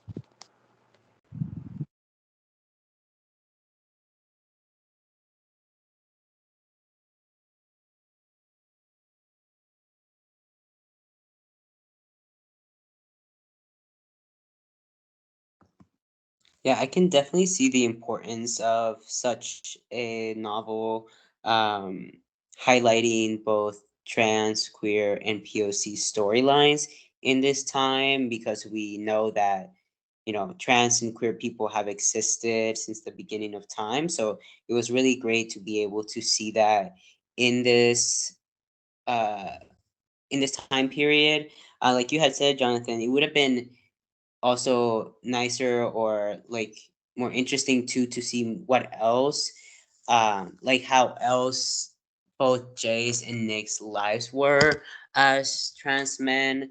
I know that, you know, we talked about the way that they dress, and at some point the author also talked about the like undershirts that they wear that were specifically, I think, like for binding. Um, but I would like have liked to see more, and I think, like, to me it did make some sense that maybe they didn't have to do a lot, because like in those times there were such gender norms that if, you know, somebody were to um, dress the way that Nick dresses and with short hair, like they wouldn't assume anything else that the fact that he is a man. So that to me, like, that this makes some sort of sense, just because of like the strict gender norms that people weren't really expecting people to cross them or be something else. So that made a little bit more sense to me, but I do wish that there was more about that than there was in the novel. Yeah, I agree with you too. I think to mimic both of you guys' points, um, there is an importance in novels, historical fiction especially, revolving around queer POC characters, because I just think of a lot of these American classics that we read. It can be very easy to forget that people of color and queer people have existed in those spaces as well. Whether or not they're written out of those spaces is what we see in those books, but they've existed the entire time. It's very true. Did you have any thoughts on that, Devonte? Yeah, I do. Yeah, no, I agree. I do think that um, I appreciate like the reimagining and including these stories, because I do feel like they don't get discussed enough.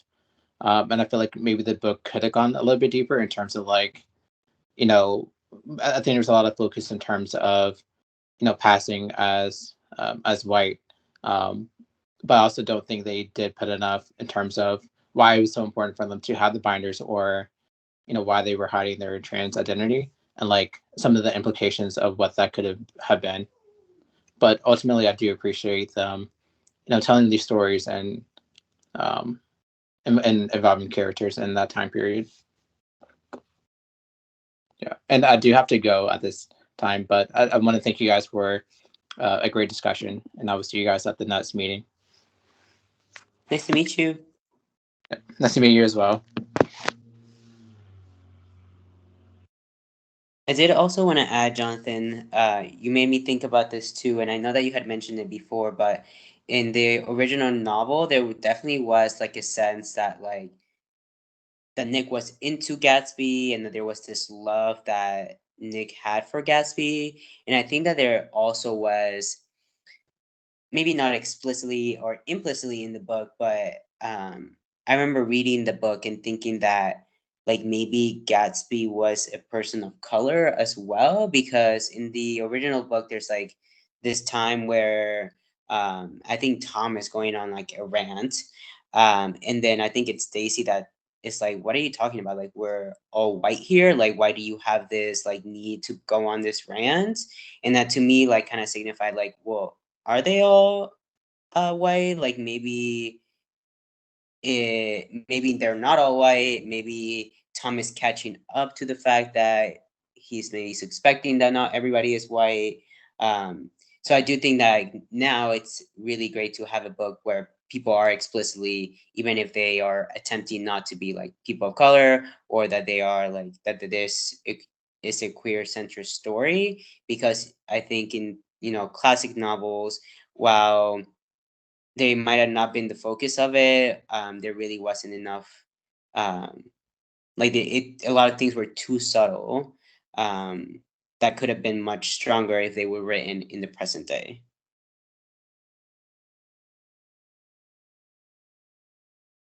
I like that you brought that up because I didn't really notice that when it came to Tom talking about Jay in the original novel, but I did notice it when he talks about Daisy. There's a scene in like the first portion of the original book where Tom is discussing the idea that people of color, especially Black people, are like trying to infiltrate white spaces and like dominate white people.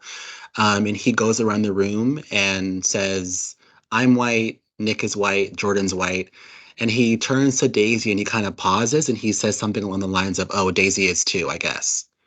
So I thought maybe she is, or maybe she's not as, I guess, as white as they are, So I guess is why I also thought it was kind of funny in this book that she actually isn't a person of color, because if you take that scene literally, it is hinted at a little bit that she may not be white. And I know we discussed at the end of our last meeting the dangers of comparing your book to a classic novel. I know you weren't here for that portion, Saul, but we discussed that the author of The Emperor and the Endless Palace compared his book to Romeo and Juliet, and how dangerous that comparison can be. So what do you guys think of an author taking on the task of retelling a classic novel?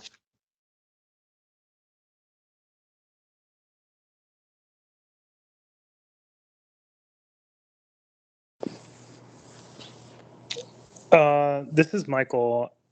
I'll say that I like the idea of it. And I'll also note that I think that if I read correctly, that the author has, more than one of these. And I think this is like number 4 or 5 in a kind of lengthy series of retold novels, if I'm correct. But I'll also note at the same time, like a lot of these stories have so much prominence or acclaim because of what they are at face value, and that even with these retellings, I don't know that any of them ever would get like the same level of acclaim or attention as some of the originals. Like I don't see this version of the book being a part of like required high school reading for 95% of the country, the same way that the regular Great Gatsby is.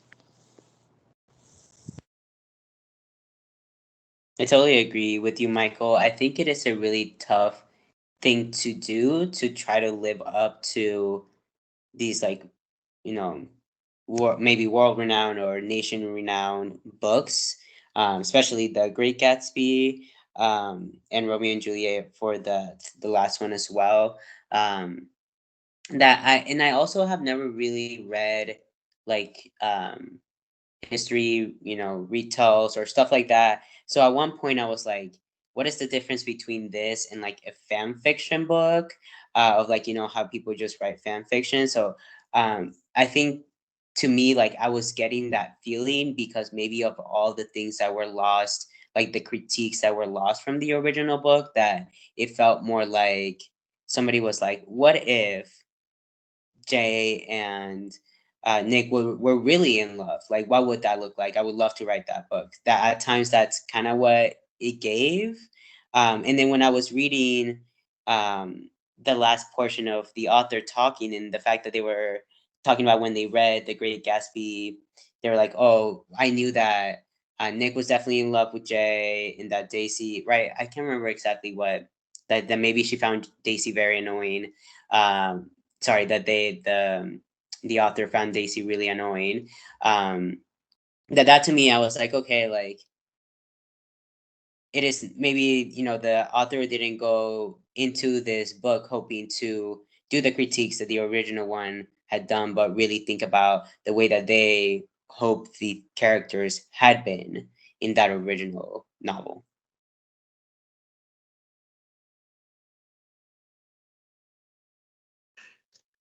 I agree with you too. I don't believe this book, no offense to the author, I don't believe this book is going to be considered an American classic. That could in part be because the original novel is obviously revolving around straight characters and white characters, and we know how much attention those books tend to get over queer POC novels. So that is probably, at least in part, one of the reasons why. Um, but I also do believe it's a bit dangerous to retell a classic story simply because, well, I have not read the Great Gatsby when I was in high school. I read it recently this month. Um, a lot of people have, and a lot of people are going to be going into a retelling of a classic with their preconceived notions and judgments based on what they thought of the actual classic. Um, because I was looking at a lot of the reviews on Goodreads for this book, and a lot of people were just saying that they couldn't really judge it as a standalone novel. They could only judge it in comparison to the original. Um, which, while I'm not sure is totally fair to this author, I do believe that's kind of what you're exposing yourself to when you try to retell something that majority of people have read, whether or not they love it or hate it, they've read it. Um, so it gets a bit tricky, I guess. And I guess my final question is, would you all be open to reading more of the remixed collection? They're not all by the same author. Each book is by a different author, but would you be open to reading more of these books?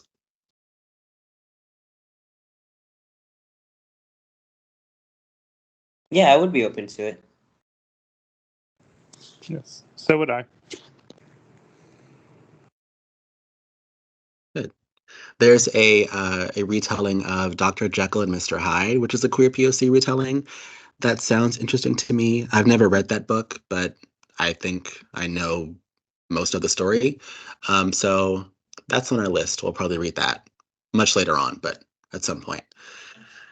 Okay, so that's all I have in my notes. Before we move on to discuss next month's book, does anyone else have any last minute thoughts, questions, characters we missed, plot lines we missed, anything to discuss?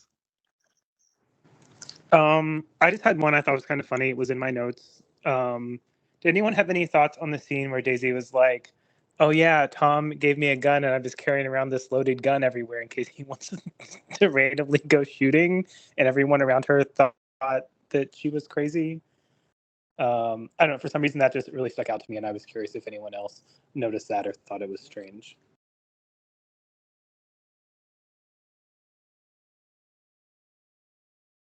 I also found that to be funny, and I think it was like maybe a glimpse into like the real Daisy, right? Because I think that Nick talks about her just being a really good shooter and back home. So like it to me seemed like a little bit of her like funny wild side from her past that she was carrying on with her. But there was a couple of funny moments too in the story that I like. Like I love how Nick kept bringing up the fact that people at his work like he didn't know their name. He only knew the schools that they were going to because that was like um, really what they talked about the most. And I feel like that is so very true when you like meet people that go to Ivy League schools and you know like they you'll know their name, like you'll know what school they went to before you know their name. I thought that was really funny. I don't think I noticed the fact that Daisy carried it around in her purse the whole time. Um, but I did think it was kind of funny how Tom bought Daisy a gun as a gift. I guess just because I'm not from that kind of life, the rich lifestyle, that I wasn't really clear, like, is that a gift that people generally buy for someone, a gun? But yeah, it was interesting. And I guess I do have one final thought. I was not really sure why the author chose to carry over the character of Myrtle into this novel from the original. I think Myrtle has a very important role to play in the story's ending in the original. She's the reason why Jay gets killed. But in this novel, she seemed kind of like an afterthought. Did anyone else notice that? I know both Michael and Saul, you both have read the original. Did you guys notice that as well?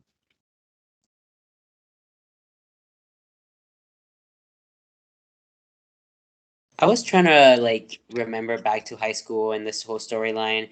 Is Myrtle the one that like gets hit by a car and killed in the original one? Doesn't somebody die in the original one besides Gatsby? Yes, Daisy kills Myrtle, Okay. and she and Tom blame the murder on Jay, and then Myrtle's husband kills Jay. Okay, that's what I thought. Yeah, so I guess like in this book, her like the role that she played was really like the mistress, so that showed. But then I was waiting for that time when Tom was driving away drunk that he was gonna go and run somebody over or kill someone. Like I thought that was how another way that the author was playing with the same plot line of the original one. Yeah, I'll note that I think it was important for like Tom to have a mistress. I don't know that we needed her to like actually be a character, or like we even met her brothers in one of the scenes. Like I don't know that we really needed that as much as we just needed like someone to be Tom's mistress.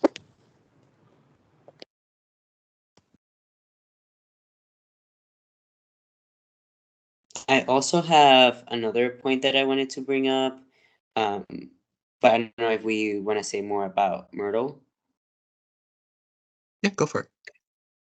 I was wondering if what you guys thought about like the symbolism of the green color, the green light that was used. Obviously, that was also right a big thing in the original novel. I really did like the like luz mala kind of interpretation that was in this book of the green light being this like alluring thing that like eventually kills you or like is like an omen for bad things to happen.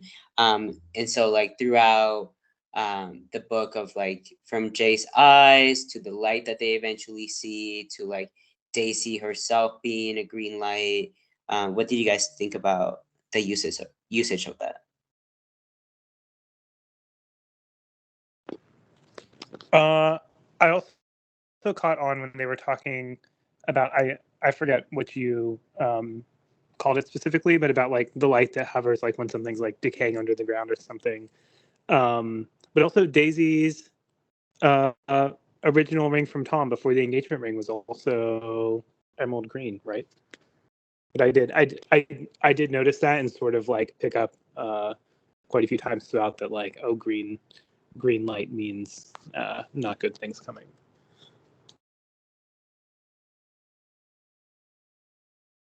Yeah, I definitely noticed that as well. In the original novel, I think the green light is a lot more prevalent than in this novel. The symbolism of the green light, I believe, is a lot more prevalent in the original novel. But like Michael just said, Tom's original ring to Daisy is green.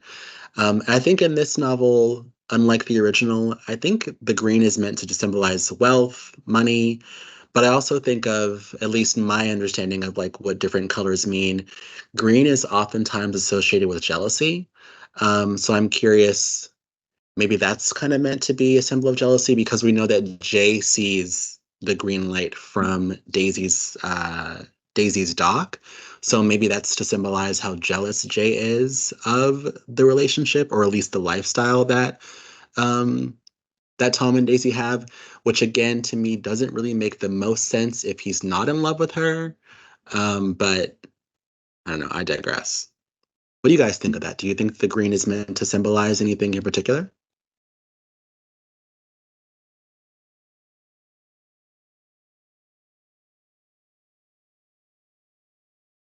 I do think it's meant to symbolize this, like maybe like bad thing that's coming, like whether it's the fact that it's like on Daisy's dock and that is like, you know, some fakeness that is going around that like you should be cautious about. Um, it just seemed like a lot of caution around the green light, and mostly once like we hear Nick's description of it, like based on what his mom told him, like that I think is like what I leaned into. But I do like what you said about green in terms of wealth and in terms of jealousy. I can see both of those as well.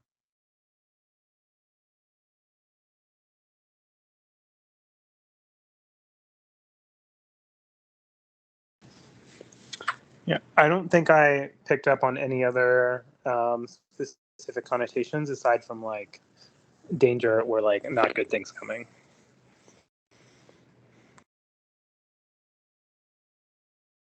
And before we move on, does anyone else have any last minute thoughts, questions, concerns, characters, plotlines, anything?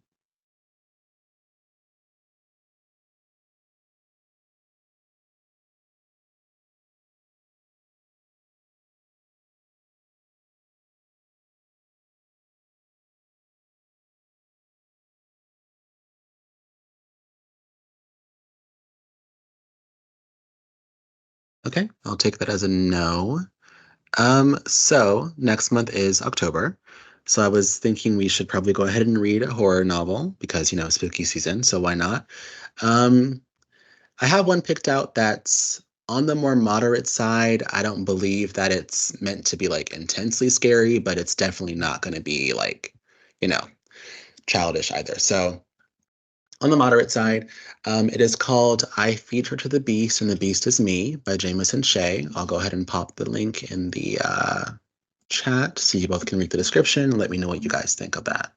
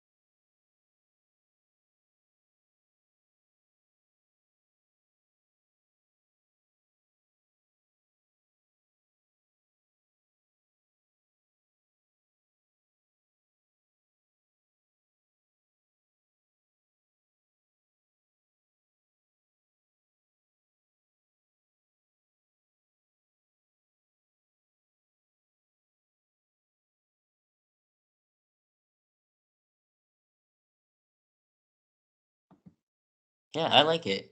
I'm excited.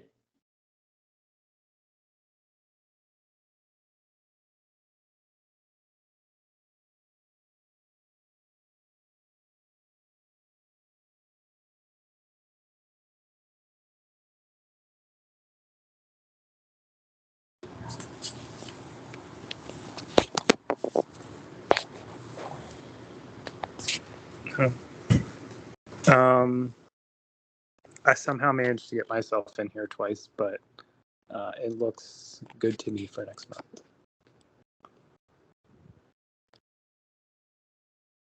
Okay, I've already gone ahead and bought my copy.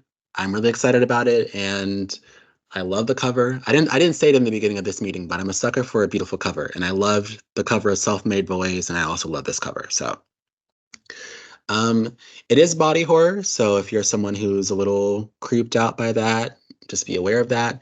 It obviously has to do with ballet dancers, so I'm assuming a lot of broken bones, but I could be wrong on that.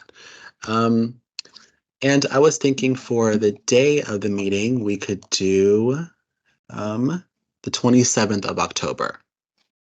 That's the last Sunday of October. Does that work for everyone? Yeah, that works. Yep, that works for me too. Okay. And usual 12 p.m. time? Yep. Yes.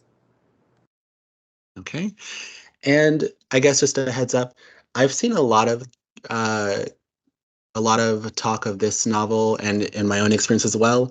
Most libraries do have copies of this book, but they're on hold for like a very long time. So if you struggle getting a hold of a copy, let me know. I, as always, have a PDF copy, so I can go ahead and send that to you if you need one. Just let me know. And I believe that's it. Before we log off, does anyone else have any final questions, comments, concerns about this book, about next month's book, the club, anything? I just have one really quick, and that's just always thank you, Jonathan, for putting these together. I think earlier, Sol and I were talking, and I realized that this is, the 12th month in a row that I've been able to do book club, and you've pulled it off perfectly every time. So thank you.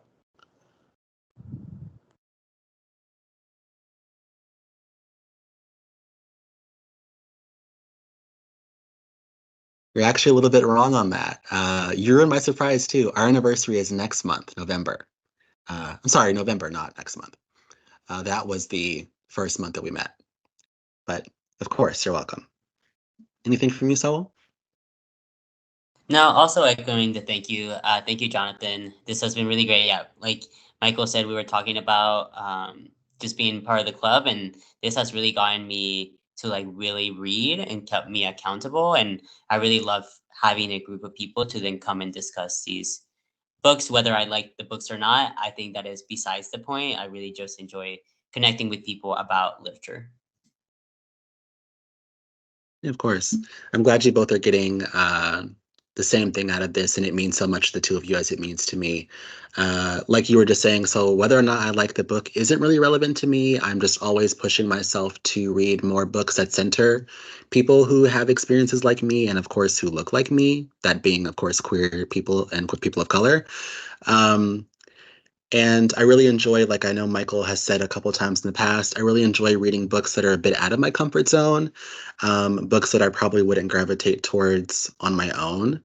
It makes me feel more well-rounded, and of course, I get differing perspectives. So, and with accountability as well, I am someone who, left to my own devices, I can take several weeks or several months to finish a book. And I like the fact that this book keeps me on a deadline. I got to finish a book by a certain date. So I do love that. Okay, well, that's all you two have. That's all that I have. Thank you both for coming. And I will see you two hopefully on the 27th to discuss I Feed Her to the Beast and the Beast Is Me by Jameson Shea. Well, Cool. you two have a nice day. Yeah, you too. See you then. Bye. See you then. Bye, guys.